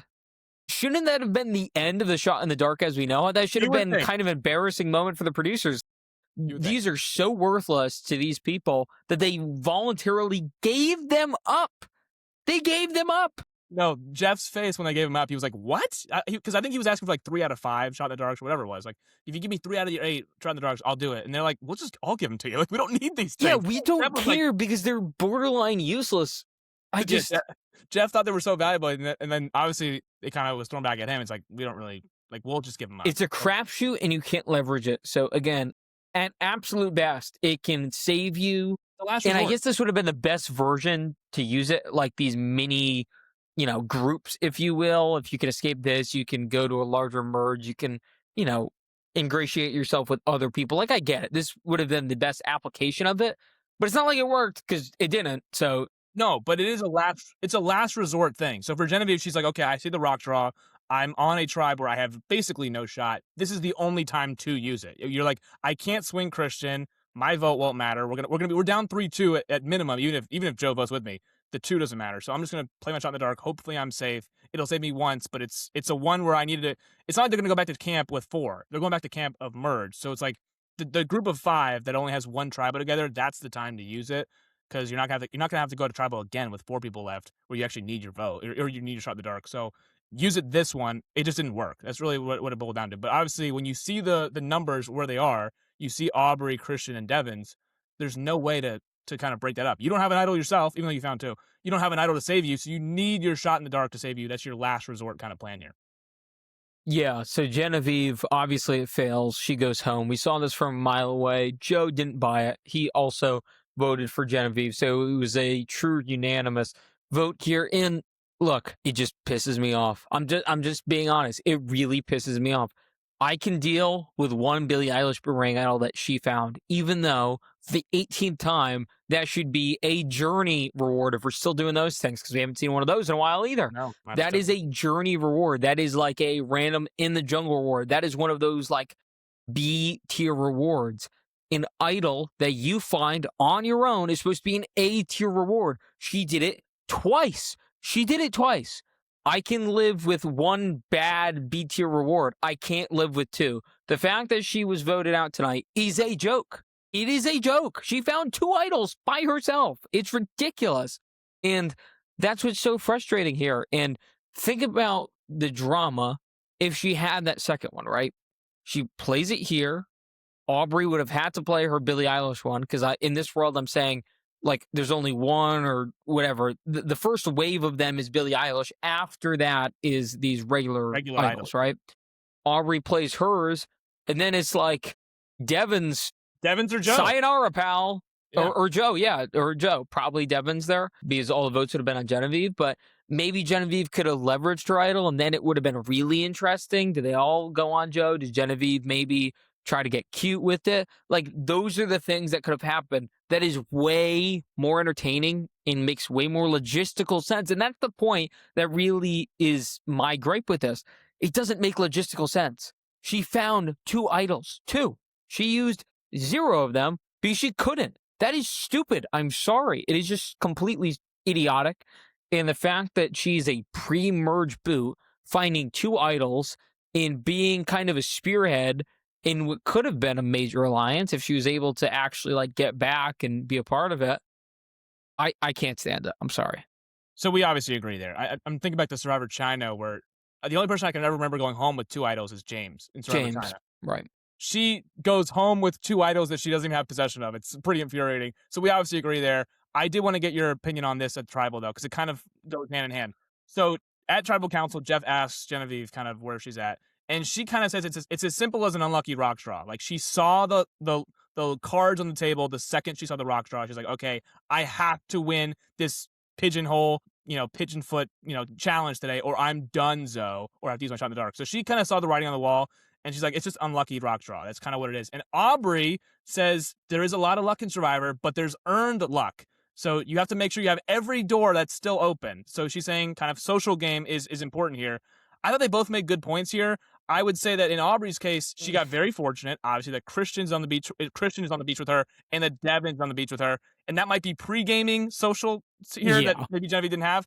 But ultimately, it would be true what she's saying if Genevieve did not make any other connections on any other beach. Like if this was just one of those things where Genevieve had her core 4 or core 5 and had a random rock draw and she's on the wrong side of it, I'd be like, yeah, you should have made more connections. It was like last year with Jason and Matt. They were so Hina. Yeah. They didn't want to do anything else besides Hina, and they got voted out. I was like, okay, you know what? I don't feel Great reference. I don't feel that bad for you guys. But Genevieve, on every single beach she went to, remember, Genevieve and Joe had a thing, and that was on their second tribe. That was on the second tribe swap. So it's not like Genevieve didn't, branch out to other people. So she did. She just unfortunately got the most unlucky rock draw that I've maybe personally ever seen. So I don't know what you could have done differently here. She got on a tribe with Aubrey, who has an idol that didn't do anything to get that idol, really. And then Christian, who gave the idol to Aubrey, so they're obviously going to be locked up. And then Devins, throw in Devins, too, who's, of course, Christian's number 1.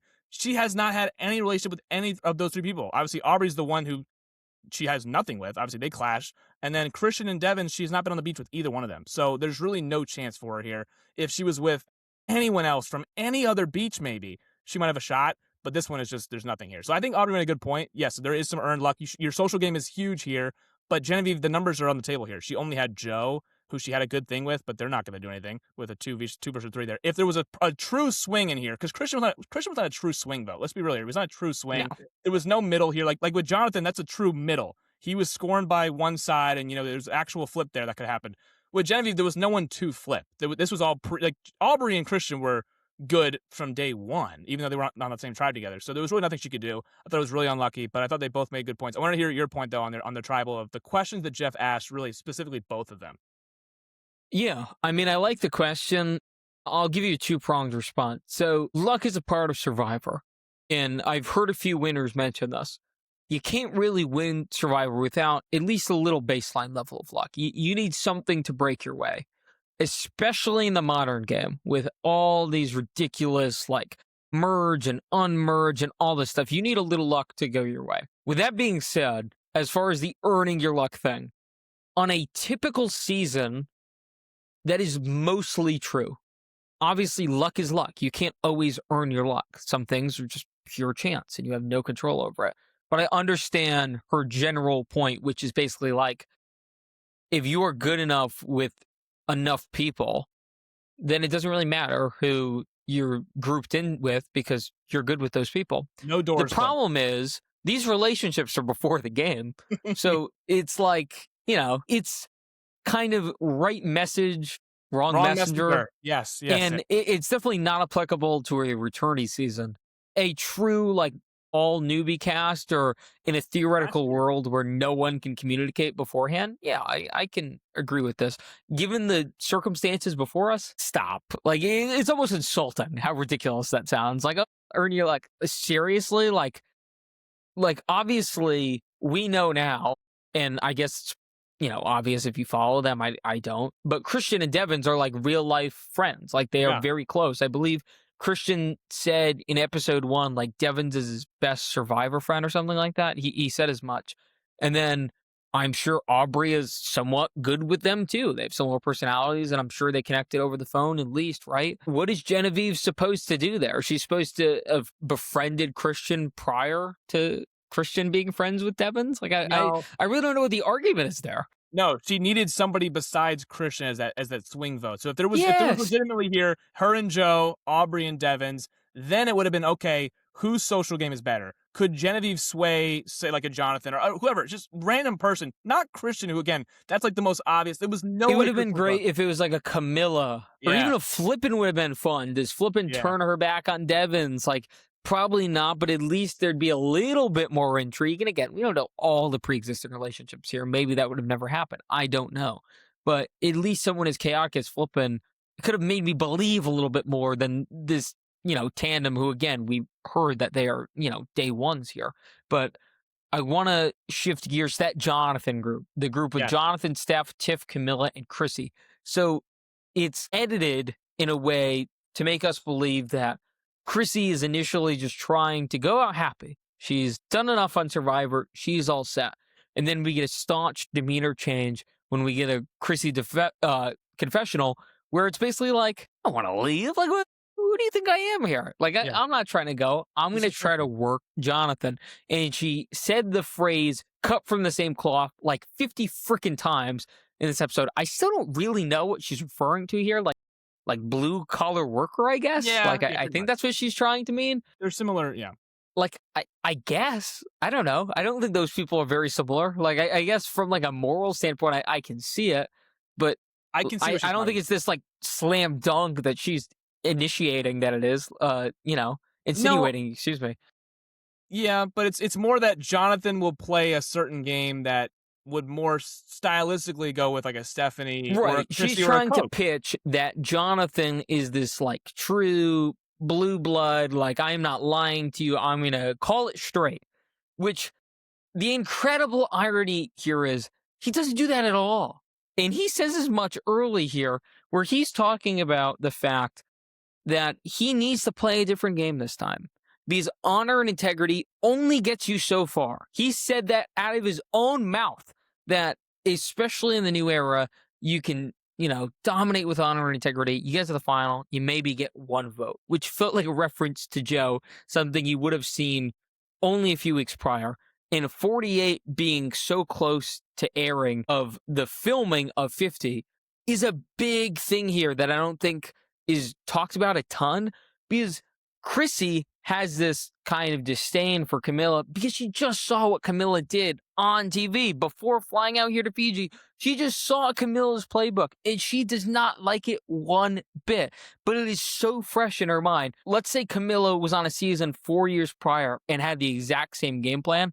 I don't think Chrissy has necessarily the venom that she comes with here because she just saw it so recently in real time. So Chrissy's like, we need to get Camille out. She's so dangerous. I believe she said something like she's driving the bus and then she's going to back up over you and then she's going to drive us some more and back up over you again. Run over you again. Like Camilla is this just demon game player, which I guess is kind of accurate. I don't think it was like... Yeah.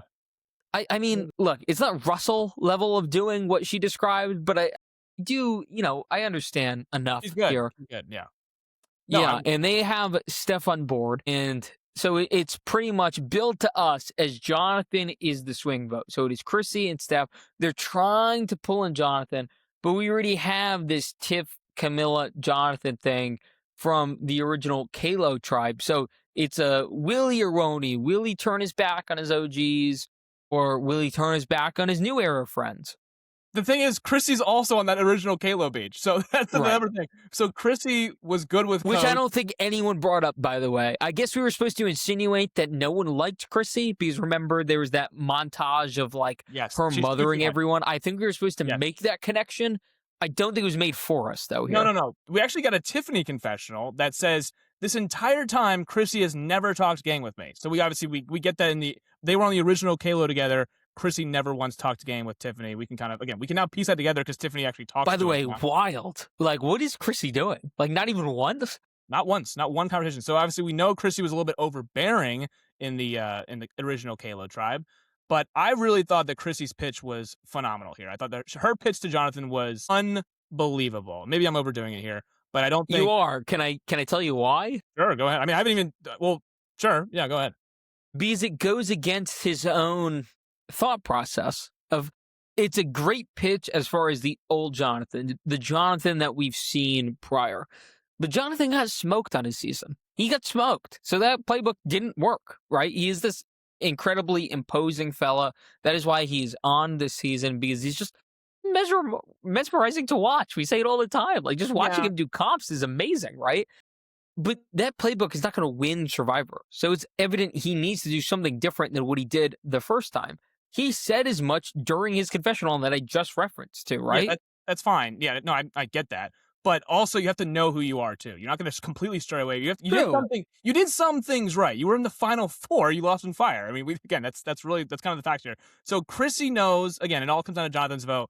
She pitches to Jonathan that these girls specifically, will never vote for a Jonathan archetype in the end, in the final three. No. They won't. She's absolutely unequivocally By the way, right. if Jonathan got to the end of his season, I don't think they would have voted for him either, Probably right? not, but because it's all a lot of players that are similar to Tiff and Camilla. Like, that season has a lot of Tiff and Camillas on it. So in Chrissy's mind, you're like, hey, they're gonna use you as far as they can get you. Okay, eventually your target's gonna be so big they're gonna cut you, and they I even if hear what you you're get to saying. the They end, won't even respect your they new will not respect game your enough. new game. No, 100%. So even if you were to get to a final three, staying with them, they're not going to repay you at the end and vote for you. They're just not. And I think she's unequivocally right. I think if he was to go with a Chrissy, with a coach who he's already had a handshake agreement with, you can play the honor and integrity card a while in this game and then flip it on the end.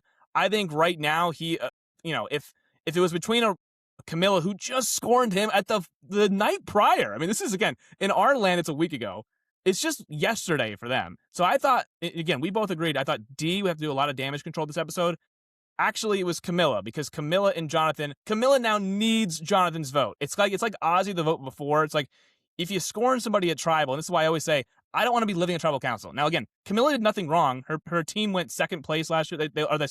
They finished second place last week, so they had to go to tribal council for the first time, and she had to blindside somebody. It's not the end of the world, but if you are going to blindside somebody, there are going to be ripple effects down the line. That's just kind of like the nature of Survivor. So if you are going to blindside somebody like Jonathan, you then need their vote the next week. It's just kind of ironic how it works out with the rock draw.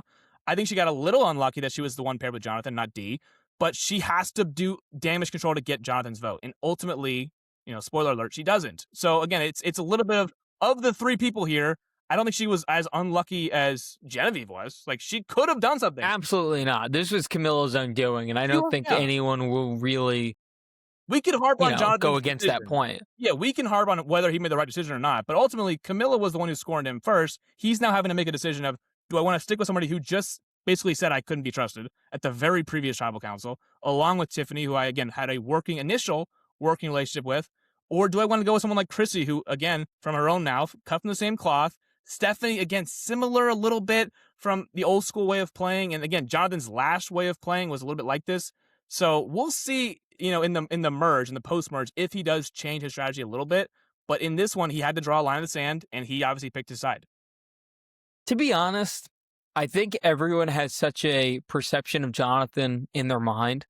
If he did work with Tiffany and Camilla, and he did get the best of them, especially Camilla, who came in as like this awesome game player, I think they would have voted for him. I don't really agree with that. I think, yeah, if he played the way he said he would, as far as like this new era style, like turning his back and also complementing that with his competition ability, yeah, I do. I really do. I don't. Because think about it, he is so clearly a comp beast, right? Like, unequivocally, and everyone views him as that. And I think it's one of these interesting things you really have to listen for it. It's one of those like read the tea leaves things. When people reference him on this season, they don't give him necessarily the respect to some of the other people as far as like why he's there. Like, everyone's like, oh, Camilla, masterful game player, like amazing under season. Jonathan, he's big, right? Like, that's usually what you hear. Like, he's like, yeah, Jonathan, massive. Well, like, they're not really like giving him respect for who he is as a Survivor player. Just like, oh yeah, he's a mountain. Well, yeah, they're giving him respect as like he can do these challenges himself. It doesn't even take a tribe. So it's more of a different kind of respect. It's respect as a Survivor competitor more than a Survivor player. Yeah, but it does feel like it's belittling his ability to go far. So I think if he did go far and he did show some strategic acumen, I think people would be borderline amazed by that, and they would kind of buy into it, because I think he is a likable enough guy. I think he could like sell his game at the end in a viable way where he's like, look, I came in as this person you guys perceived as a meathead, for lack of a better term, and throughout this I kind of sharpened my social gameplay. Like, you guys wanted to work with me. If you're Camilla and Tiffany, you tried to bring me in, and I got the better of you guys. You guys are on this season because of your strategy. I'm not on that for that at all. For me to get the better of you, I mean, that's got to mean something, right? Especially to these people. I don't think they'd be super scorned by that, to be honest. I just don't. Well, technically, he did get the better of her. I mean, I really thought that in this one, he would have voted. I thought he would have voted Chrissy out. That was the easy thing to do, was just vote Chrissy out. There wouldn't have been that many like people upset. I know there was like, you have to answer to somebody. I think if Chrissy goes home, that people aren't going to be like an outrage about it. I think with Camilla, there's more of like, oh wow, this is kind of like a shockwave. This is a big thing. It's a bigger vote to me. And maybe I'm reading into it wrong, but I think voting on a Camilla at this point, is a bigger deal than Chrissy, who was kind of just like, I'm ready to go. She at least had the persona on, hey, I'm ready to go. And obviously we know in her confessional she was not ready to go, but she's putting on the face of like, hey, I'm just glad I was here. I'm glad I was able to play 12 days, whatever it was. So I think for Jonathan, this is a big line in the sand. Whether he's right or wrong, I don't really care. I think that ultimately No, I liked that he tried to do something, right? I think we he can was both stuck in a appreciate he yeah. tried to do something. But do we agree? Like he was stuck in almost an impossible situation because you're pissing off one crowd regardless. You know that there's people who are like, if you vote out again, I kind of just said that if you vote out Chrissy, it wouldn't be that big, but ultimately you would have been saying, I'm not playing the honor and integrity card if you are going to vote with a Tiffany and Camilla. And what that does to a coach, what that does to a Joe, what that does to people like that, would that have affected his relationship at the merge? We'll find out. Ultimately, he's going to piss off somebody. But Yeah, I think he could have still played both sides, to be honest. I think for this as long as you scorns can, more people. I think if he voted out Chrissy, the pitch back to coach is like, dude, she was so freaking annoying. I could I not know, I know. stand her. No one could stand her. I think of all the people in like that honor and integrity crowd, they would have been the most understanding cutting bait with Chrissy. So No, I I think get he it. could have leveraged both sides. I think he wanted to make a move. And Camilla, again, great game player. I don't like totally fault. I don't think it's terrible. I think it's a little short sighted. I would have liked, it's one of these things. I wish we could run like two simulations. Wish we could see like what happens voting out Camilla, what happens voting out Chrissy. I do I too. mean, Yeah. I guess we'll see in the next few weeks, right? Yeah. It's one of those things we'll never like know the complete answer. But if he's voted out next episode, I think I can safely say like I think I was onto something there. If he lasts for like 6 more weeks, who knows, right? He could have done it either way. It's one of those things like we just don't know. No, we don't know. Again, I don't really think that like we mentioned, Camilla did just kind of scorn him, so it's not like he's blindsiding somebody out of That like too. That too. yeah, this isn't just. I do think he wanted to make a move, and we'll see if this move is whatever. But I'm agreeing with you. I think that the safe vote would have been Chrissy. That's why I thought he was going to vote out Chrissy. I thought that was a safe thing to do. You can explain it easier back at camp, obviously. But this is a true line in the sand vote. He's saying, "Hey, I'm going to go with this. I'm pissing off this crowd. Let's deal with the repercussions back at camp." But ultimately, I think, in my opinion, Jonathan's a huge threat regardless. The second you merge, I put this in my stock down last week. I said, Jonathan, not only that he got blindsided with the Charlie vote, that's kind of here nor there. The merge to me signals, okay, Jonathan is now easy pickings. There's no more tribal immunity. There's nowhere to hide. If you can get Jonathan out at the merge, do it. You have a bunch of opportunities to do it. Obviously, if he can win like 8 challenges in a row, then I guess that's the only way. But now he is an individual player. He can no longer kind of be safe from an 8-person tribe or a 6-person tribe. So now that the merge has happened, I thought he has an uphill battle anyways. So I thought regardless, whoever he went with, Jonathan was always going to be a huge target because he's so big and he's obviously like it's like the elephant in the room. It's like, oh, Jonathan's still here. He can win all these challenges. Let's just get him out. That's always going to be on top of mind for some players. And once we diminish numbers, once we get from 14 to 12 to 11 to 10, they're going to be like, wait, Jonathan's still here. He can win 6 challenges in a row and just win the game. Like, you can't let him do that. So I think either way, he's going to have a tough, obviously, again, in the merge, you're going to have a tougher time with an individual game. He just happened to pick his side. Let's see if that side wins. By the way, I'm so glad someone was pissed they were voted out. I'm so happy with that. Camilla was angry. Bring that good. back. I like the vitriol there. I like the emotion. It feels like too much now. It's like kumbaya, like, you got me, guys. Like, which, that's a fair response, I guess. But I feel like you should be angry if your dream of winning $1 million is vanquished here. Can we also do another simulation? Let's do a hindsight 2020. What if Camilla just went with Charlie and Jonathan last tribal? What if she voted out Rizzo and then Charlie? I mean, I told you that last week that I thought both. Well, I said D, but you could lump Camilla in there too. I mean, I guess they're working together, right? I said that as soon as it happened. You know that. I said I didn't understand it because I thought they had something good. They were clearly solid. Well, they were allegedly solid, Charlie right? thought he was solid with them, yeah. Yeah, Charlie and Jonathan. So they thought they were solid with them. And it felt like they overreacted to Charlie's paranoia with Rizzo, which, to be honest, but did it have anything to do with them? It was over the top. It was over the top, right? And it had nothing to do with them. And they were trying to make it like a later game thing. By the way, you could just get him out later. I don't know why that's never brought up.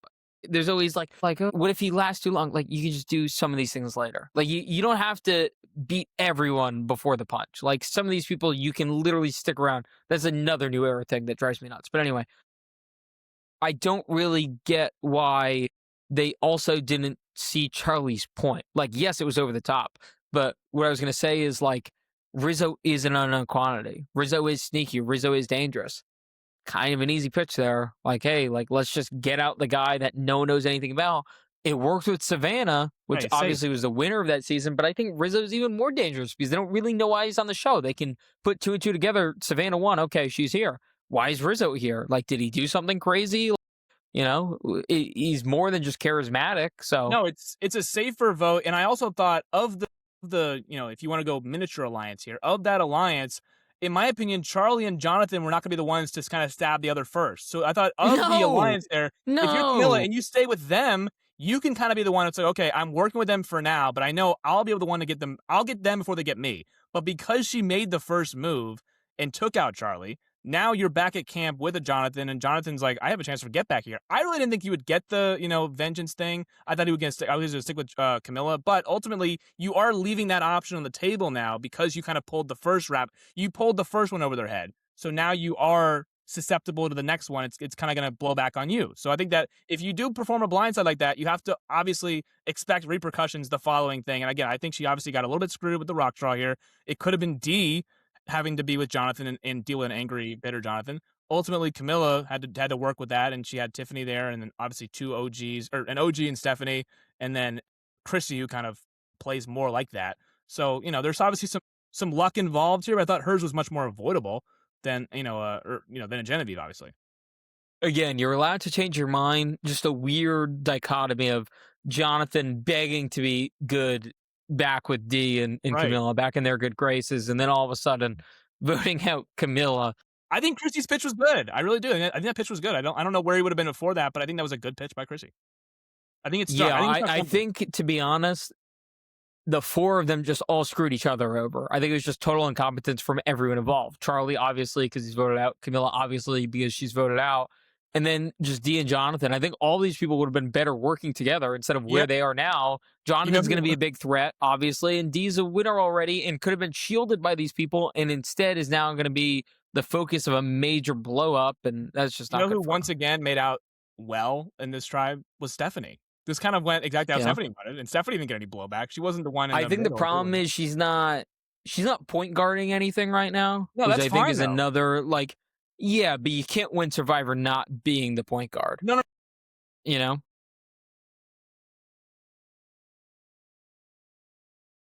Yeah. But if you're Stephanie, you need some more say in what's going on. no, but I would have rather Because the Esther goal should stay. be to win the game. All these people should try to win the game right now. Yeah, but It's up for grabs. of the options on the table, if I'm Stephanie, I got my way in this vote, and yet Jonathan is who everyone's pissed at. I think I made out the best out of anyone here on this tribe. Like again, and I won the individual necklace. Usually that comes with some say and some legitimate like vitriol if you are pissing off the wrong crowd.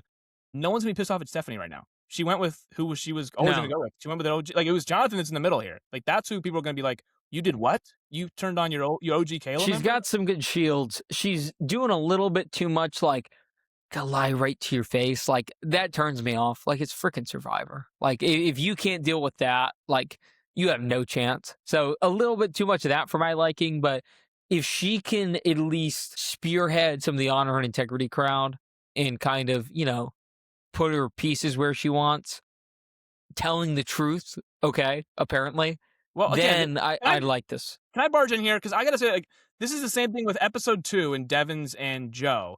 I have no issue if you want to lie to somebody's face, but don't You just then can't be upset when don't be someone. upset when somebody else is upset about Yeah. you lying in your face. Yeah. That's another OG thing in Survivor where it used to get you voted out when you lied to somebody's face and then they found out about it. Like people have gone home for much worse things. I mean, than it still lying to does, by somebody- the way. Of course, yeah. But everyone's like, "Oh my god, how dare you lie on Survivor?" No one's saying you can't lie on Survivor. Just don't get caught lying. Well, and if you two get things. voted out.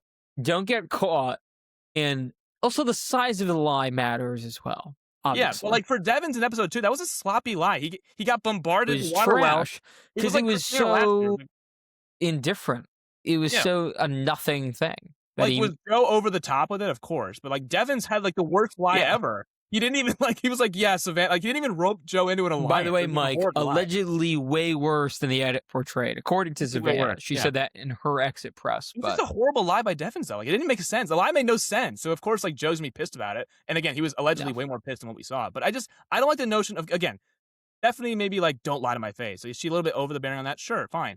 But also it's the flip side too, where it's like Christian last week was like so appalled that Ozzy was pissed off that he lied to him. Like, why would he not be pissed off? Like, you just straight up lied to, you were allegedly in an alliance and you just lied to his face and voted out Mike White, who he knows personally. Of course he's gonna be upset about that. We didn't get any of Angelina being upset about it. I bet she was too.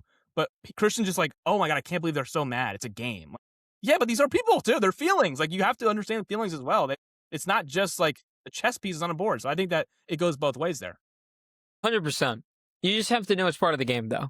I think it's a little ridiculous when some of these older players think it's like a cardinal sin. Like, you guys are going to do it too. I promise. Like, you've done it before, by the way. Of course. But by the way, these older players can hold a grudge, and they can hold a grudge that goes on for more than. My God, clearly. They can hold a grudge, man. They really can. More so than these new era players. Which is usually why they don't fare well on seasons like this. But so far, the OGs are holding their own for sure. And speaking of some of the OGs, let's speed run this last group here. There's not a lot of substance. There's a lot of like little stuff that could amount down the line. There could have been some seeds planted here. But as far as like actual like depth, not a ton with the Sari, Flippin, Colby, Coach, and D group. D still doesn't like Coach. Like, it's very apparent. She just like finds him annoying. And I don't really agree with her when she says, like, when Coach talks, like, she just doesn't buy it. Everyone else seems to buy it. So, like, I believe that she thinks that. But clearly, Coach is still has some magic in his words. Like, I understand she thinks she sees through the mist, but a lot of other people just aren't. So I thought Coach had a pretty sloppy episode here. I think he would even say the same thing. As far as him talking to D, horrible. Whoa. Horrible. And by the way, I understand why she doesn't like him here, because this is like... Oops. I'm trying to think who used to do this first. This was low-key like a Parvati thing. She comes to mind. I'm sure someone did it before, but she was really good at thinking on her feet. Boston Rob, too. And like trying to catch you in something, right? Coach goes up to her, and it goes up to D. And is basically like, yeah, man, flipping, like throwing you on the freeway. Not only on the bus, on the freeway. Like, she has a boot order and your name is atop that list. And D's like, why did you just tell me that now? Why'd you tell me that now that I have the necklace rather than last night? And he's like, oh, shit. Like, he knows. He's seen the show enough time. He knows. Yeah. He was trying to be proactive. And those things can work if you do it well. Like, he was like, you won't believe what Flippin just told me. Like, just now. Like, you know, like, had he done that?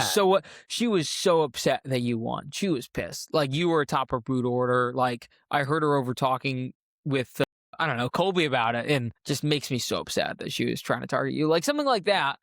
Again, BS, but you can at least, you know, escape a corner if you're backed into it, because she won't try to catch you in a lie. She'll just know you're lying and say, like, Coach, he's playing, whatever. Or maybe, you know, it works. Who knows? Because it's Coach, and he is convincing when he has a convincing story. This story wasn't convincing at all, because it's obviously BS, and we've seen this a million times. And, Mike, the funny part is, usually that person just gets voted out, because it's so BS, it's so crap. Yeah. This never works, like, ever. So I don't really understand why he thought it was a good idea here. And that's kind of the rest of what we get from this group. Well, remember, yeah, what are you saying there? Yeah, Emily and Dee played together on their season. So, you know, they're going to kind of compare notes here. Right. So, like, they played together. They were in an alliance together on that season. So it just kind of feels like, is this really BS? Like, let me compare. Let me check and see if this actually makes sense, what Coach is saying. So I thought it was interesting that Emily and Dee, when they kind of compare notes, are like, wait, Coach said, what about you? Coach said this about you. By the way, if Coach knew that, he could have maybe said something like, Emily's still scoring from last time. Like, she's clearly scoring. Like, if you kind of placate to real life events like that could go somewhere. He just was trying to go off the top rope, and he landed on nothing but air. And again, that's kind of all we get from this group, is everyone kind of circling the drain on, like, is Coach being a little sloppy, and is that going to fester eventually? And is Colby going to get medevac? Because that drop foot we were talking about, that terrible foot fracture, whatever the hell he has, like, it's really bad. Is it even worth voting him out if he just goes home anyway pretty soon here? Said. Yeah. So I thought was, you know, I'm kind of shocked they left that in. I don't know how you felt about that. I was pretty stunned they left that in the episode. Emily was thinking, can we get can we kill two birds with one stone here? Can we blindside a coach? And then Colby is like just a sitting duck. He's going to be gone tomorrow at this point. It kind of was like James in Heroes versus Villains, who was like, he was literally had 1 foot. Like he couldn't play. So I thought maybe you leave that person in the game. Like you want to Were leave that you person in the game. surprised they kept that in though? Not really, because I thought this is where Emily's train of thought would go there. So I was like, okay, it makes sense that she's coming from that angle. Yeah. But once Suri threw Colby's name out, I knew Colby was done. Like, because I just thought it was one of those things like you're not kind of supposed to go there. You know what I'm trying to say? Like you're not supposed to go there. You can think it, but you can't say it. You know what I'm trying to say? Well, but it's been said in the past. Like it's been true. It was said with James. It was said with James. Like people are like, can we just vote James out? He's got 1 leg, and even but Amanda and Rupert were like, we're with James. Why would we do that? Like we want to keep him in the game. But it was a thought in people's minds. It's like, okay, if this person is injured and they might leave anyways, why waste a vote on them? So it's going to come up in conversations. I'm a little bit surprised there was so many confessionals about it. Like D even said, I like Colby. Maybe that's what I'm saying. There was so much focus on it. Maybe I thought like it wouldn't have been such a focal point of the episode. But there was not much else going on, so they kind of had to give us like of the meat on the bone. His injury was a focal point on why he was on the chopping block. Like he was like, he's just kind of here, like he's kind of dead weight. But do we keep the dead weight in the game? He was dead weight in Heroes versus Villains, and they kept him in the game for that long because he was dead weight. Yeah, Suri kind of does her thing, and she's like, Colby's leading that faction. It's not Coach. I agree with her to an extent that Colby is like the de facto kind of figurehead of that group. I think where even Suri might have been wrong here is who is the one that is going to try to do the most like conniving and gameplay? It's not Colby. Like, Colby is kind of the rallying cry. Does the rallying cry matter? Like, I don't really think it does. I don't think you do either. No. So I think that was kind of a slight miscalculation where why wouldn't you get the person pulling the strings? You don't need to get the figurehead out. Like, who cares? No, but I think with Suri here is I think that she has a point. I think that she was trying to say, guys, she does. Colby has more connections than you guys think. I think she was kind of putting people, like planting the seed that, hey, guys, Colby can link back up with Stephanie. Him and Rizzo probably have something. Mike, it was kind of a respect thing where she was like, I almost respect him so much. I know what he can do. I know he's so friendly and all this. Like, by the way, I am genuinely scared of that. Colby idled out Suri. Now, again, I know Tom played the idol, but it was Colby, JT, and Tom who put their 3 votes on Suri. That was the only time Suri went out early, was Colby behind it and blindsiding Suri. So I was like, is Suri holding a grudge from 15 By the way, years he was pushing Tom a lot for that, too. Get Suri out. He knows how dangerous Suri was in Heroes vs. Villains. So I was like, okay, maybe there's a little bit of that residue that's pulling over into 50 now. But I think that, Suri obviously respects Colby's games much more than we do, because I think we would both agree. It's like, Colby's kind of, right now, he's kind of dead weight. But I want to get your opinion on this, because Suri, 3 episodes ago, was in D's crosshairs. She was like, I got to get Suri out of this game. Oh, Emily wants Coach out. Emily thinks Coach is slimy. Dee herself kind of thinks Coach is a little shady. She actually kind of likes Colby. She said in her confessional, she's like, I don't know, for some reason I just kind of like Colby. And then the only person... How can you not? Yeah, of course, how can you not like Colby Donovan? But the only person who's kind of pushing Colby over Coach is Suri. And who gets their way in the end? It's Suri, of course, because, again, Suri always gets her way in these games. So I put that in my notes here. I said, okay, I think Colby has a shot. And then Suri goes up to D and kind of convinces her, I think Colby's the right move here. And I'm like, okay, Colby's done. Because Suri normally gets her way. Can you agree now, Suri has officially gotten her teeth into D? She is now... Mike, I want to attack this in a few different ways here. So, first off, I still don't think it was the best move. I think I would have got out Coach here. If I was Suri, I think I would have got out Coach. I think Coach is far more dangerous. And I think his mist is far more powerful. I get the point she's trying to make. It's just one of those things I'm like, Colby can only have so many connections that matter. Like, eventually, people are like, he has 1 foot. He's not actually doing anything. He's nice to people. Who cares? Like, that's not how you win Survivor. The way you win Survivor is how Coach almost won Survivor. He was literally a final tribal away from winning Survivor. It just going, like, decently, by the way. It didn't even need to be great. It just had to be decent. It was a utter catastrophe, and that's why he lost. And he is probably the biggest, like, that guy probably should have won outside of Mike White, who punted it. And by the way, win away. Yeah, by the way, I know this is ancient, but Colby also wins his season if he takes anyone besides Tina. It takes literally anyone besides Tina. He wins 7-0. So again, I don't want to minimize. Colby was a good player. I know, it was ancient. But can you at least agree? Suri has absurd influence already on this tribe. No, I was getting to that. That was my second Right. point. Okay. Yeah. And it's a Suri and flippant dichotomy. The person who tries to play socially, Suri, who succeeds immensely. The person who looks at it like a spreadsheet, flipping. Mike, every person flipping's wanted out for the most part Doesn't go. is still here. Yeah. I For the know. most part. She doesn't get her way. She's been on the right side of a few votes, but it's not like she's driving them. She really wanted Ozzy out, right? That didn't really work. And then she was in the camp of, wanting Ozzy out again. And that didn't work, to the point where now she's like trying to befriend Ozzy. And I think Ozzy trusts her, but I mean, Then she wants I don't know how Angelina long out. that'll last. Yeah, then she wants Angelina out, and Christian kind of pulls her into the Mike White vote. She didn't want to get Mike White out, really, until he started targeting her first. So it was more like, I want to vote out Angelina with Ozzy, and then Christian kind of pulled her in last second. So really, the people she's wanted to go home for the most part, outside of Angelina on the third try, don't really go home. By the way, kind of seems like she wants Christian out when they split into the tribes again. That blows up instantly. And like someone she's trying to work with, Q, all of a sudden she's like, he's too close with Stephanie? Like, what? Like, that doesn't make any sense. You think they're closer than the David versus Goliath trio? Like, that's a weird one.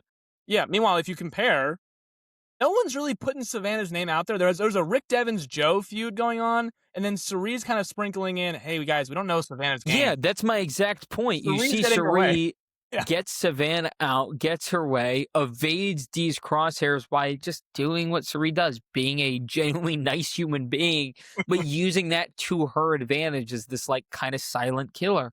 And then today, in today's episode, she's like, yeah, I want Colby out for all these reasons. And the reasons were plausible. I'm not saying they weren't. I disagree. It doesn't even matter. Like, it just doesn't matter. Whether, look, Cerie's not perfect. She has missteps here and there. But even her missteps where I'm like, yeah, like we're splitting hairs here. I think Coach is far more dangerous. It could impact Cerie down the line.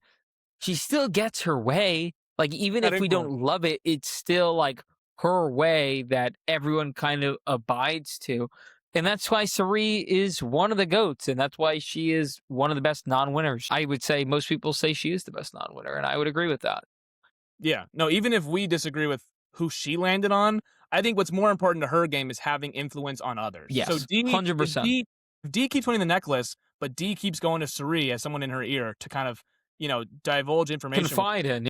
To confide in, exactly right. That's big for Cerie's game. If she can actually get in, and if she can actually have some pull in this game, because I really thought Cerie, a fifth time playing, they wouldn't allow Cerie to kind of get her way in these games. I really thought that. No, and it seems like in the beginning, far too many people, I'll use a cool kid word people use now, were clocking it, right? Far too many people were seeing how Cerie operates, because this is something we harped on in our preseason analysis. She's been on our screens so much. So even though she's played a million times, she's also done these other things like play Traders, like play Big Brother, like play Australia versus the World, a different format of Survivor. We would have just assumed at some point someone would have been like, enough is enough. And that's what was happening early on. Savannah was kind of anti-Cerie. Joe seemed like he was kind of hearing it out, right? Remember Jenna that? was one time, yeah, Jenna was. And Jenna was obviously leading the brigade. And all of a sudden, and Dee obviously, right? Yeah. All of a sudden, she's just been around for a little bit too long now. Just overstayed her welcome. Yeah, overstayed her welcome. I kind of think it's incompetence by everyone else. Like, I don't think if I was there, I would have let this happen. I would have at least went out swinging at Cerie. I'll tell you that. You would have gone out to blaze of glory, like people do. Yeah. It could have been to my detriment, for sure. But I think I would have been like, guys, like, we can't be this stupid, right? Like, we just can't be this stupid. Like, this is ridiculous. The issue is when you're too pushing on Cerie's name, typically it does bounce back on you sometimes. That's kind of what Jenna's downfall was. Like, you can subtly throw out Cerie's name. It's like, hey guys, Cerie's planting seeds, but you don't want to necessarily fully push on the Cerie bandwagon, or maybe you go home, because she does have, and this is a season of pre-existing relationships. Cerie's got more pre-existing relationships than anybody, even though I know it's half new era. Like, people still know Cerie. Mike, can I ask you a question? If Jenna wasn't so over the top with it, do you think Cerie's the first bit? Nah. I don't think in Survivor 50, Cerie was ever the first boot. I really don't. I think, again, she's on our screens too much. People want to play with Cerie just for a little bit. They want to get I think that's a good part of it. I think people just wanted her around. They want a little bit of Suri. It's like, you don't wanna go for the whole, card of whatever. You wanna get a little Now, bit of I think if she went for Ozzy and tried to nip that in the bud in that direction, Ozzy's the first boot, yes, split them up. I and think then that has to Suri be eventually just doesn't have enough protection and would have been gone by now. right, because now Suri's relationship with Ozzy has kind of branched out, and you're starting to see other relationships. So Ozzy being good with Emily is inherently good for Suri's game. Suri being good with Rizzo is inherently good for Ozzy's game. And So that's kind of the funny part. In a weird way, Ozzy strategically is doing a ton for Suri right now, right. Him which, being in the game is huge for Suri's game. I never thought I would say yeah. that, but him still being here and not being an early boot like I kind of thought he was going to be is so big for Suri because she's not cut at the knees. So now she has a person. He gave her that that extra vote. So Suri still has an extra vote, and she has pull in the game with someone like D, which again, just 3 episodes ago, something happened in that Zach Brown episode where D is now fully Camp Suri, and we're getting that heading into the merge. with feathers and all, says, "Look, guys, all clean hearts here tonight. We're all clean hearts." And then we get this kind of impassioned Colby speech talking about how, he's lived half his life since the first time he was on Survivor. A rare, like, genuinely good, touching moment I with liked it. Yeah. actual backstory, with actual stakes. It's not just like my second cousin was in a war 60 years ago. It wasn't one of those. This was like legit, like, this is my life. I've been here. This is my fourth time on this show. This means so much to me. I kind of see the writing on the wall. I'm injured. I think this could have been maybe different, but I'm content with what's going on. And I thought there was beauty in what he said. Truly. I thought that was a really good speech there by Colby. And I think that it clearly touched Suri. I think Suri, this was a hard decision for her. I really do. I know she wanted Colby out, and I don't know if there was any like pre-existing from Heroes versus Villains stuff of him blindsiding her. But I I really don't think think that there this was was any malice there, I to don't be think there's any honest. malice to it at all either. I think this is like genuinely, this is a tough decision. She's cutting an OG that she's played with before. Either way, and again, I thought this was really touching by Colby. I really hate that he didn't have a vote. His vote really wouldn't have mattered, but I really just wish that he had a vote. He has no vote. He's got no foot. It just feels like he was a dead man walking, had no chance. And again, this is not as unlucky as Genevieve's, but I still think even Colby here had some like, man, what could he have done? He had no vote because he lost a Jenga game to Savannah. Like, give me a break. And then he goes on he's obviously There's injured. such a small fraternity of people that could relate to Colby's kind of speech here. I would say Yeah, less his than journey. 20 that have Yeah. ever played the game, right? But two of them were right next to him. Yes. And they were And I both think that kind of made the moment bigger. You could see their face. You could see the wheels turning. You could see like them borderline being brought to tears. And yeah, and I think that's what made it better. It wasn't like it was just Colby with a bunch of like new folks. It was Colby with two people who he had history with, he crossed paths with. He had moments with both. He crossed Cherie, and that was a big Freebird. moment. And then Coach kind of got the better of him a few times here. Yeah, in the challenges, yeah. But 100%. even so, there was just something beautiful about like this era. This is the first kind of epithet of what we're going to get throughout the season. Colby's not playing again. This is it for him. This is it, So yeah. that's the first bullet point. I don't think Coach is ever going to play again. That'll be the second bullet point. I don't think Cerie's ever going to play again. That's the third bullet point, and that'll put a chapter. And obviously, Jenna Lewis, we've already seen she's done. The only one of that group that like maybe could come back is Ozzy. I'd say I doubt it. Stephanie but wouldn't. there's I don't think. Yeah, I don't think Stephanie no, would. Stephanie wouldn't. So, like, we're running out of these people here. This is going to be the last hurrah. And you're right. Stephanie, I don't think I'd lump with them for the cultural impact that I mentioned. That's why I didn't Right. bring her up. Right. But, I guess she's a tier below that, right? So, Yeah. OG. Yeah. fine throwing her in there. But as far as that, like, core, like, legendary, culturally impactful, people talk about all the time, the only one that even has a chance of coming back is Ozzy after this. And I just don't really see it. So No, it's going to be emotional when all these people go out.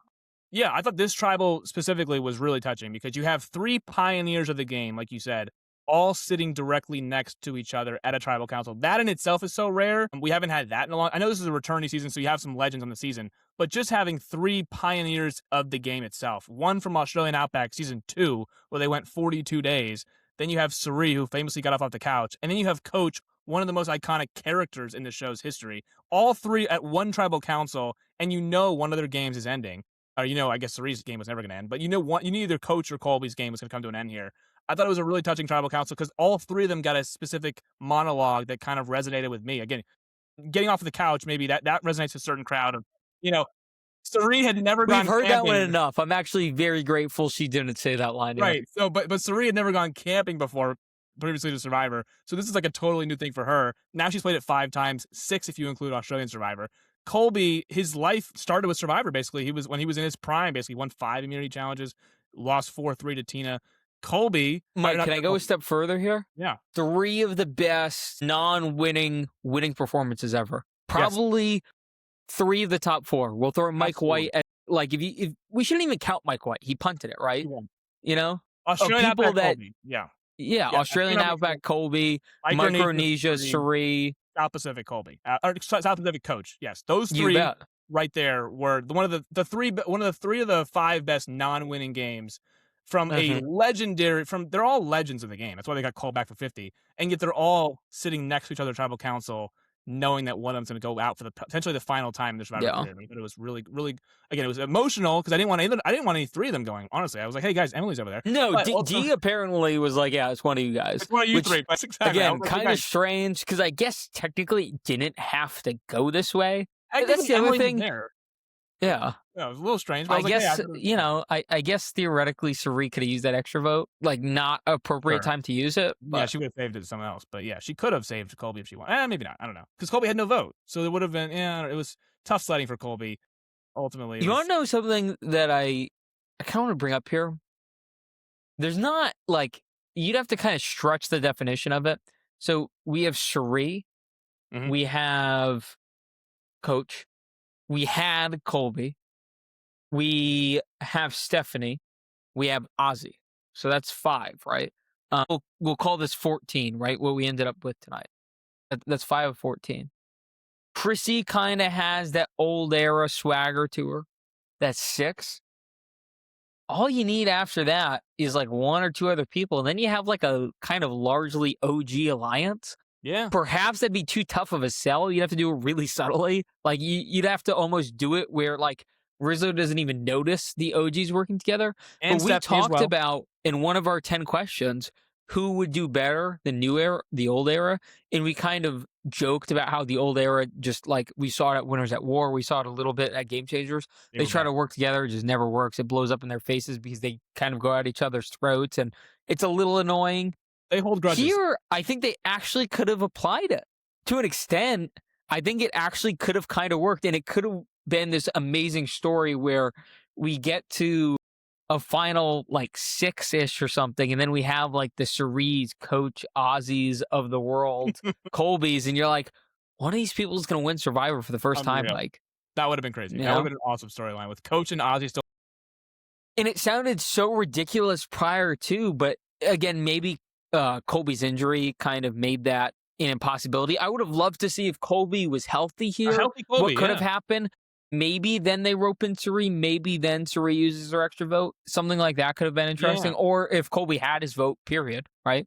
Yeah, if he just had his vote, period. With him having no vote, it was kind of like Q, where it's like, what can he really do? He needs someone else to kind of save him here. Ozzy couldn't save Q, like we mentioned. Ozzy can only play the idol for himself, so there was really no saving Q. I don't know what the save Colby option would have been here. I don't know if there even was an Operation Save Colby. Maybe if Rizzo's on the speech, he can. I don't know what he could have done, but there was really with just 5 people and just only 4 votes, and with Sari kind of already having her claws in D, with Emily and D already having a pre-existing, they played together on 45. There was really no way that Colby could have survived this one, unless Coach just blew up his own game and Coach got, maybe that could have happened, but ultimately. I was at Tribal Council saying, "Hey, what if they just vote out Emily? Could that happen?" Well, ultimately, they couldn't because they didn't have the votes to get out Emily. But it was a shame. I wanted to see Colby go out on like he at least had a vote or at least had a say in it, but he didn't even get to vote in the season. Neither did Q. But ultimately, I was happy that we got 6 Colby episodes. I thought he was really fun this season. Could we have gotten a healthier Colby at his age? Maybe that's asking too much, but ultimately, I had a lot of fun with Colby. Again, another tough one for you, Mike. We tried to tell you this was not going to get better, and this was only going to get worse. And boy, did this get worse quickly. Well, I didn't draft Colby. I just thought there was okay. If there's some upside. No, you suggested that this injury could kind of go away, it'd be fine, like no big deal. And we were like, Mike, it's only going to get worse for a guy of his age, Well, of course, yeah. No, I'm just saying, Colby didn't have an injury on Heroes vs. Villains, but he might as well had because he was so inactive. Mike, like he made it to Final 5 with incompetent in every way. Right, that's what I'm saying. So even an injured Colby in this season, I thought was like lighter version of Colby. I'm like, hey, that guy made Final 5. at Heroes versus Villains, and he was so bad you maybe thought he was injured because it was like the fat suit was being ripped off. This one was, I thought it was more unlucky. I thought all three people that went home tonight, there was some unluckiness involved. I thought of the three, obviously Genevieve had the most unluckiness, or the most the biggest, how did that happen? Random rock draw. But I thought Colby having no vote and really can barely walk around, like that kind of sucks. And then, for Camilla, you could have been like, hey, she could have been in the clear here had she just gotten like the D version of this. Like if she just didn't get in on a beach with Jonathan as the swing vote, where she just scorned him a night prior. There was a little bit of unluckiness from all three of them here. I thought obviously, for Genevieve, there was really nothing she could have done. For the other two, maybe there was a little bit that they could have done, but tough way to go out for kind of all three of these people here. We gotta hit the home stretch here. Let's do some rapid fire. Let's start with our segment of the week. Stock up, stock down. I only want one. We're at the merge here, presumably, right? I think we might stay merged, this mega 14-person merge. I want a stock up, stock down. I don't want it from this episode. I want it heading into the merge. I mean, obviously, they correlate, but I think my stock up would be Stephanie. Again, it's not simply this episode, but I thought, from honestly, prior episodes leading up to this, I kind of thought she was leaning towards a stock up. And I really think more so tonight, especially because obviously Camilla went home, who she had no working relationship with. I know Colby went, that kind of does hit Stephanie a little bit there because they were working together. But I think Stephanie's got enough old school players that are still willing to play with her that she can have some pull in this game. If her and Suri link up, I want to see that conversation because they were working together in traders before. Obviously we know Suri was a trader, so I want to see if their relationship is rekindled at all. But I think Stephanie's in a good spot. Again, she's one of the stronger women, but it's not like she's like a D. Like a D is a winner and she's in her prime, she's fit, like one of those things. Aubrey's still in the speech. Aubrey's a huge target, so of the women she's like not even like the most threatening. So I think Stephanie's in a good spot. And then stock down, do you want to do stock up before I go stock down, or yeah, I'll do stock up. It's Aubrey for me for specific reasons. So she got her number one op out of the game. So that's a pretty big deal. Yeah. And even though everyone knows she has an idol, I think it's more important that she got Genevieve, who's like actively ruining her game at all points out. And look, I don't think it's one of those things where like she's totally in the clear, like she's like a real contender at this point. But I think the fact that Genevieve is no longer here and now she can work with this like Devon's Christian core and then go from there, I think she's in a way better place. I think it would have been much tougher for her to navigate if she went to a tribal council prior, because remember, she was going to have to burn that idol. And then after she burned that idol, I don't know what the path forward was for her. So even though people know that she has one, it's going to take a lot to get her out, because not only is she insulated with people that are kind of like dictating quite a bit, Christian in particular, she also has an ability to play it whenever she needs to, whenever she feels uncomfortable, which I think is a big deal. I was going to say I missed that point when we were talking about their tribe. Aubrey kept her idol, so she didn't play it. She didn't waste it, so she still does have it. That's another thing that could possibly be on the horizon, where if people want to take their shots at Aubrey, she still actually does have that in her back pocket. So she did not use it right away like I thought she would, because again, remember last time she played on Edge of Extinction, she did not use her idol, and the very first tribal council she attended, she went home. So I thought maybe this time, just out of precaution, she would use it. She didn't. She still has it. That's a big key. I forgot to mention that. And she also was seen on the hammock with Suri. They have not played since Game Changers, where it kind of at the end, it got a little bit messy. It got weird. It got really weird. But it didn't seem like there was any animosity from their conversations. So maybe there's still an open door with an Aubrey Suri to work together. And again, they did work together. And I think probably Aubrey knows that Christian and Devons have made inroads with Suri, so probably they, 100%. Just crossing paths there. Yeah, I'm honestly searching for a stock down here, and there's a few. Honestly, there's a few. I don't think it's Christian. I thought his stock down was a couple episodes ago. I think he's actually in a better spot now. Nope, not one of mine. I don't. I'm looking at. I'm just gonna stick with D. I don't know if this makes any sense, but I just think D is such a huge target. That's a big one. She won another immunity challenge, which again, this is the first one, but she already won plenty on her other season. I think she won 3. Now she just looks like a bigger target, so I'm just going to stick with D, even though I think I think D's a phenomenal player. I think this is getting misconstrued. I think D's playing a really good game. I just think she's a huge target, and I think ultimately, because she's such a huge target, and we are now merged fully, maybe somebody says, hey guys, D's still in the game. She's really good. She's a winner. Let's just cut her out. Yeah, she's a phenomenal player. I think she made a really bad miscalculation. All it takes is one of those to linger for a long time. And I think that's what's happening. There's a few candidates for me. I want to give an honorable mention to Joe. I feel like Joe has been like a nothing here. And if you think about his first season, right, he was literally like camp counselor. Like he was doing everything. He was talking to everyone at all times. Now it's the opposite. He's kind of blending into the wall. You can't do that if you're a Joe archetype. You just can't.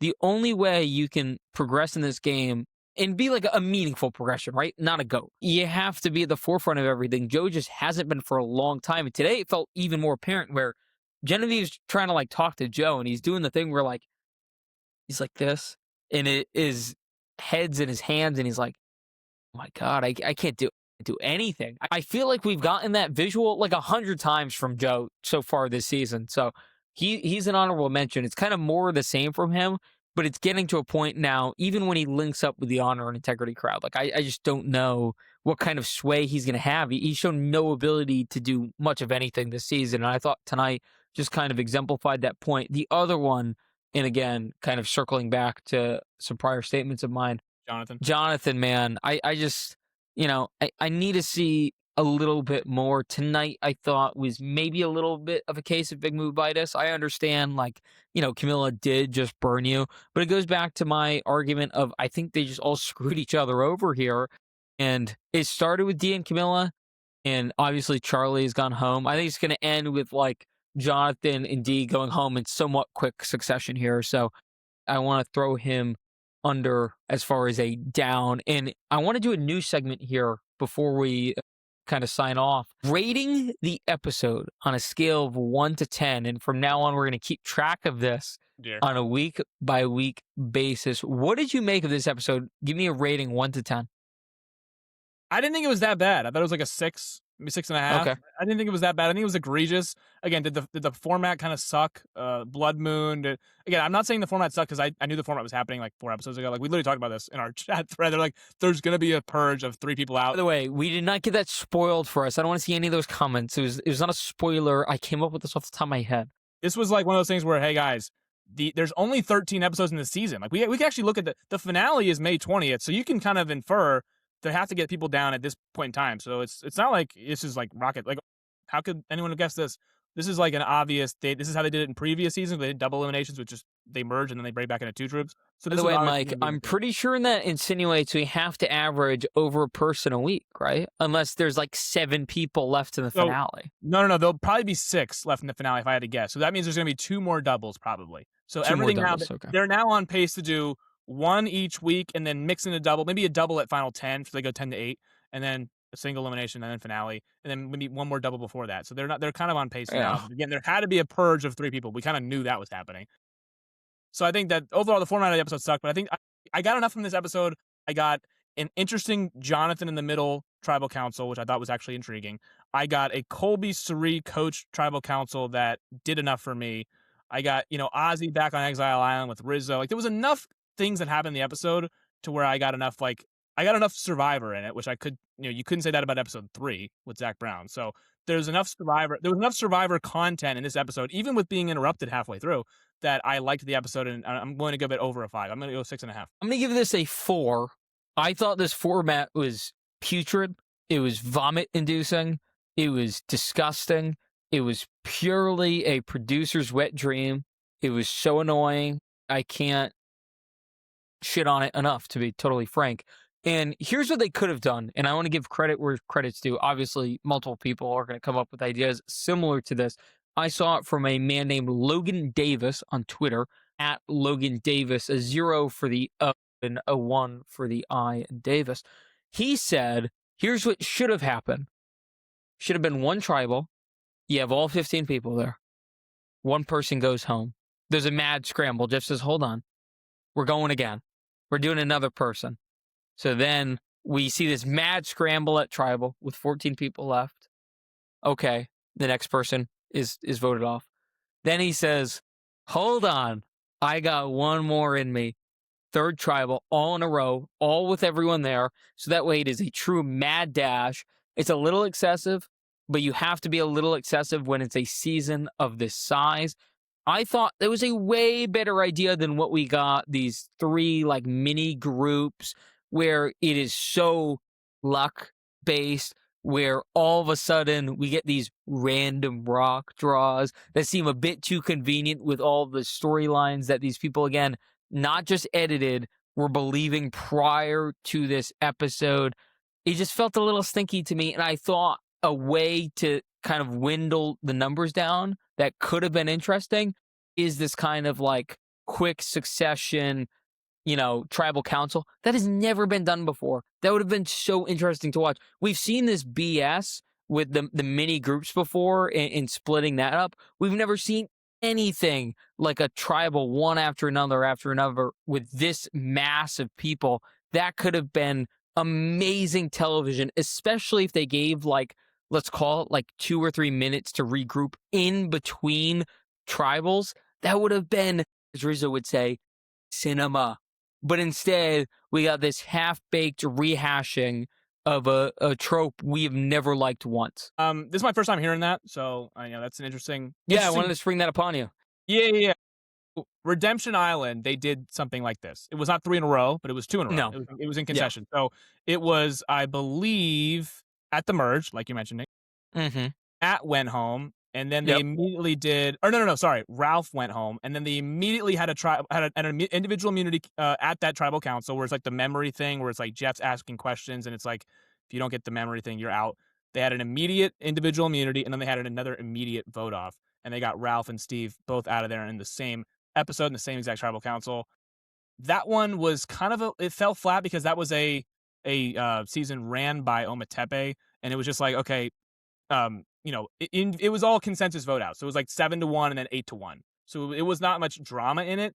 So with this one, could there have been some like actual, with 15 people, could there have been like a 9-6 vote?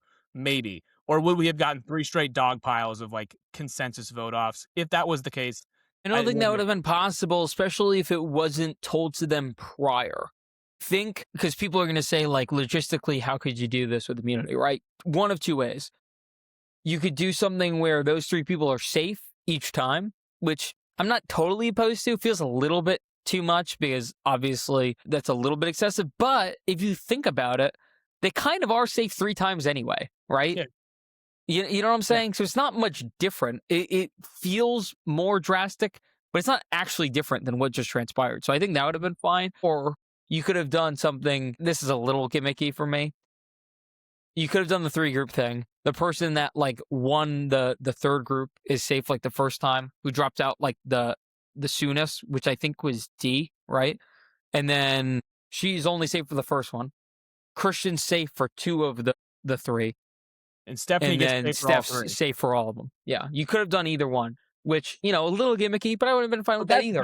But here's the thing. That's better than what they did. Because obviously, it's way better than what they did. Right, but the gimmick and I actually want to get your opinion on this. Ozzy and Rizzo didn't have to compete in the challenge. We somehow haven't even brought this up yet. Yeah. They survive all 3 tribals without even participating in the competition. So they don't have to do what Stephanie did and hold on to and beat everybody out just to get saved for, in this case, 3. She would have deserved to be saved for all 3 tribal councils.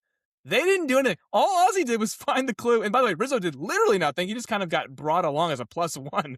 And by the way, they are in the final 14. They kind of got a free ride. I love Ozzy, but I got to admit, this is a little gimmicky here. He just kind of got a free ride to the free. Can I give you a take? This is a result of Kyle being medevaxed. Oh dear.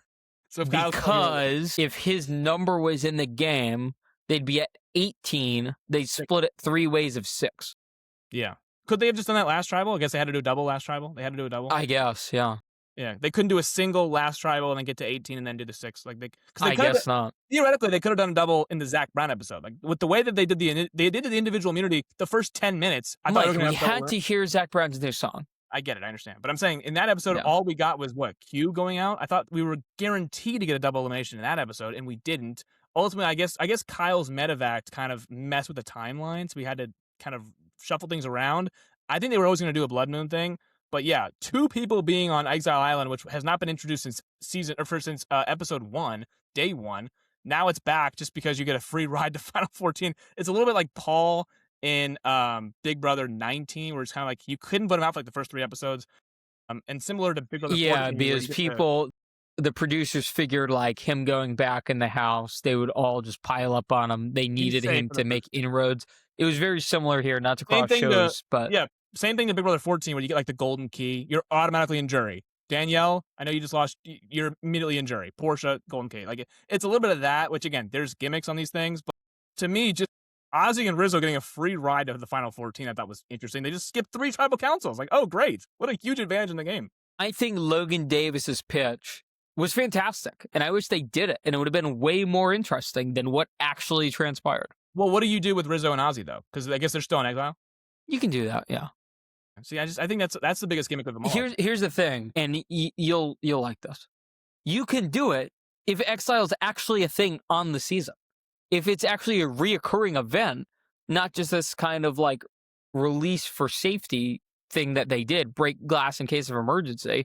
They literally did it because, in my opinion, because of the number situation. I just think if it was a reoccurring thing that happened numerous times, we wouldn't necessarily have the same problem with it because it just felt so half-baked here. It felt so rushed. It was like, we still have exile. We have to do something with it. But the thing with exile is it's supposed to be, you're putting your social game on pause to go to do nothing. You just By the way, Mike, with that format, that would have been way more impactful because then they would have missed 3 consecutive votes with everybody. That would have been way more impactful. Yeah, it affects your social on game. exile. You're now. It wouldn't have been seen as what we see now as like they kind of get a free pass. They miss stuff, but at the end of the day, they didn't really miss all that much. Yeah, because guess what? Everybody else also missed stuff. Like D missed what happened at Camilla. Yeah, D had no say in what happened with Camilla and Jonathan's tribal. And then vice versa. Like Chrissy had no say at Coach's tribal. So they all kind of missed stuff. So they're all kind of putting they're all kind of putting their social game on pause. Not necessarily on pause because you have to in your group of 5, like Genevieve and Joe are trying to work this. They couldn't do anything. But for the people in Exile Island, you're not only getting it's a massive advantage because you're getting to not have to deal with all 15 of them voting each other out. You're getting 3 separate groups. They'll do the work for you. We just kind of get to sit on Exile Island and just kind of like, the numbers will be 14 tomorrow. There's 17 today. Guess what? We'll have a night on Exile Island. Tomorrow when we go back to camp, there's going to be 14 people. They'll all be pissed at each other because there's 3 separate groups. They all have to explain to each other what happened at all 3 tribal councils. We didn't attend any of them. I think it's a big advantage. By the way, and I think this is also important, back to the A versus like B, C tier advantage thing, finding a random note in the jungle with everyone looking for it in such a small circumference of area. Huge thing. B tier, C tier advantage at best, right? If they did do it in this format where it was tribal after tribal after tribal, the give is that you're safe for all of that. The take is that you miss everything that transpires there. That feels way more fair of that kind of gimmick rather than what we actually got, which was they missed kind of what everyone else missed. And they also got to be safe. That just feels like way too much. Yeah, to me, if Rizzo and Ozzy are away from the camp and they have 3 straight tribals consecutively, that means you have to hope that Cerise survives 3 of them in a row to then link back up with her. Instead, in this one, all she had to do was survive 1 tribal council, and she still has an extra vote. Maybe she has to use the extra vote without Rizzo and Ozzy, or without Rizzo and Ozzy there to save herself in one of these big purges. I don't know, but that would have been obviously much better than just having 3 sharp groups. But again, this is also what the new era has done. They want to split each other into groups. So they're not going to do the whole 15-person thing. They were never going to. They were always going to split them into groups. That's kind of why it was easily sniffed out as it was like 3 episodes ago. By the way, not that not that Exile is one of those resorts Mike White's crying at while he's writing The White Lotus or anything. But you don't even have to go through this grueling comp. This is one of the most excruciating comps that they have on Survivor. It's very hurtful, right? They don't have to do any of that. They just get to completely skip that. I know. They did. That's the honestly stock up just for people going on Exile because you get to skip all the hard stuff in this episode. You get your merge buff. You get to have the merge feast. And you do absolutely nothing besides, I guess Ozzy found the clue. But, other than that, really nothing really happened. And they honestly took a vacation. The second half of this episode, after the interruption, they weren't even seen. They were just kind of like, see you next week. We have the vacation in this episode. It's like Chrissy last episode who just didn't have any edits. Like, they got that from the second half of this episode where Rizzo and Ozzy they were not on our screens anymore after 9 o'clock. By the way, another thing here, they're calling this Canada's 9/11 because I forgot that Camilla also a Canadian, as is Genevieve. I did forget that point. So tough day from our neighbors from the north here. 2 Canadians going out in consecutive order tonight. Mike, any final thoughts on episode 6 or anything heading into episode 7 as well? Nothing on episode 6, really. I think we covered most of it. Next week, it's kind of the coach talking about, getting war. Tiff and Dee clearly are not happy about Jonathan next week's episode, so we get that. But pretty much all we got was Coach kind of, he's getting these war references, and Devins is like, there's a line in the sand, basically, is what we know now. And next week should be the merge vote. So this was kind of like the merge, but next week we have an actual 14 people on the tribal council voting. There's gonna be 14 votes unless anyone loses their vote. I don't think that's gonna happen. And then obviously everyone now is on the jury. So I think of this 14 people, they are all gonna have a say in obviously who wins the game. So I think that's we have our 14. I think it's gonna be an interesting end game at this point. Yes. And I think it's also going to be good. It felt like the stakes are finally raised a bit. There's finally going to be some conflict. There's finally going to be some much needed energy injected into the season. I said to you clearly, like the preview for episode 7 was more interesting than me than most of episode 6 was. And obviously, it's not hard to, hook a Survivor episode like they did. We've seen it a million times. But I think finally we're going to get some actual like substance in some of these like disagreements, and enough of this has finally festered where now we're going to get some fireworks. Mike, I haven't brought this up once. I've been so good about this. Jeff called this the best episode of Survivor ever. I gave it like a 3 or a 4, whatever I gave it, right? You give it a 6.5, yeah. Yeah. That's embarrassing. If he actually thinks that, that is embarrassing. And I assume it's just one of those like grand, like there was a triple elimination. Yeah, right. First ever. It's the first ever thing. Yeah. Next week, I'm hoping actually is a great episode of Survivor. It feels like we've been on this teeter-totter. We went from a historic premiere episode, and then, we gradually went down a little bit after that. The Zach Brown was one of the low points, honestly, in the franchise history. Last week, big bounce back, right? We really liked last week's episode. This week, at best, mid, to me, a little offensive. Next week, we're hoping we just get back in the win column here. We bounce back in a positive direction. So I thought last episode was good, but I did not like that Charlie went home. Like I'll say that. Yeah, I mean, I have some bias neither. My Boston brethren, of course, I didn't like that. I am not naive to the fact where I am saying I do have some biases here, and I did not love to see Charlie go home last episode. But yeah, I try to not include that in my formula here. No, I get it. But there was a lot of Survivor in that episode. There was not a lot of Survivor in the Zach Brown episode. This episode, I think, had a lot of Survivor. I think if you just take out the elephant in the room, which is the format sucking and the random rock draw sucking, like we got some content here that I mean, we talked 2.5 hours about this thing. Like there was a lot of Survivor in this episode. Yeah. I think that certainly it was, again, I gave it a 6.5. Because again, there was like 3 people went home tonight. I think all 3 of them should have gripes of like, man, that's really unlucky. Like that kind of sucks.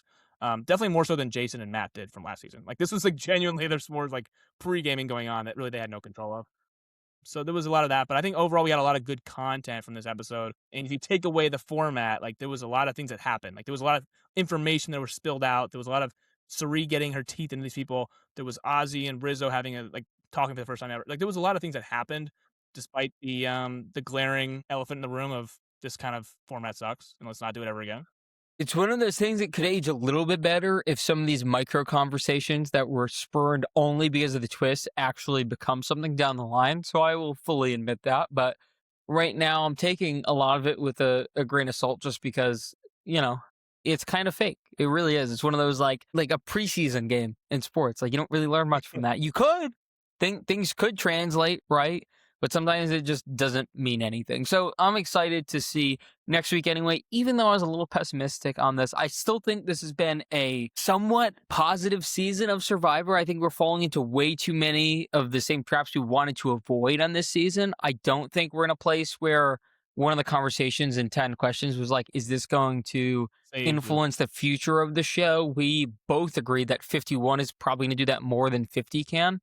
So hopefully, because there are so many returners here and there's been so much negative feedback towards some of like the new era stuff with this old era coat of paint on it, hopefully that starts a new era in 51 and we don't have to talk about any of this ever again and we can complain about other things because there will be other things to complain about because it's Survivor and that's how it goes. Regardless, we can be optimistic, right? Optimistic just because I like the people on our screen. Like I want to get as much of them as I can. Obviously, the format is kind of like I don't like this.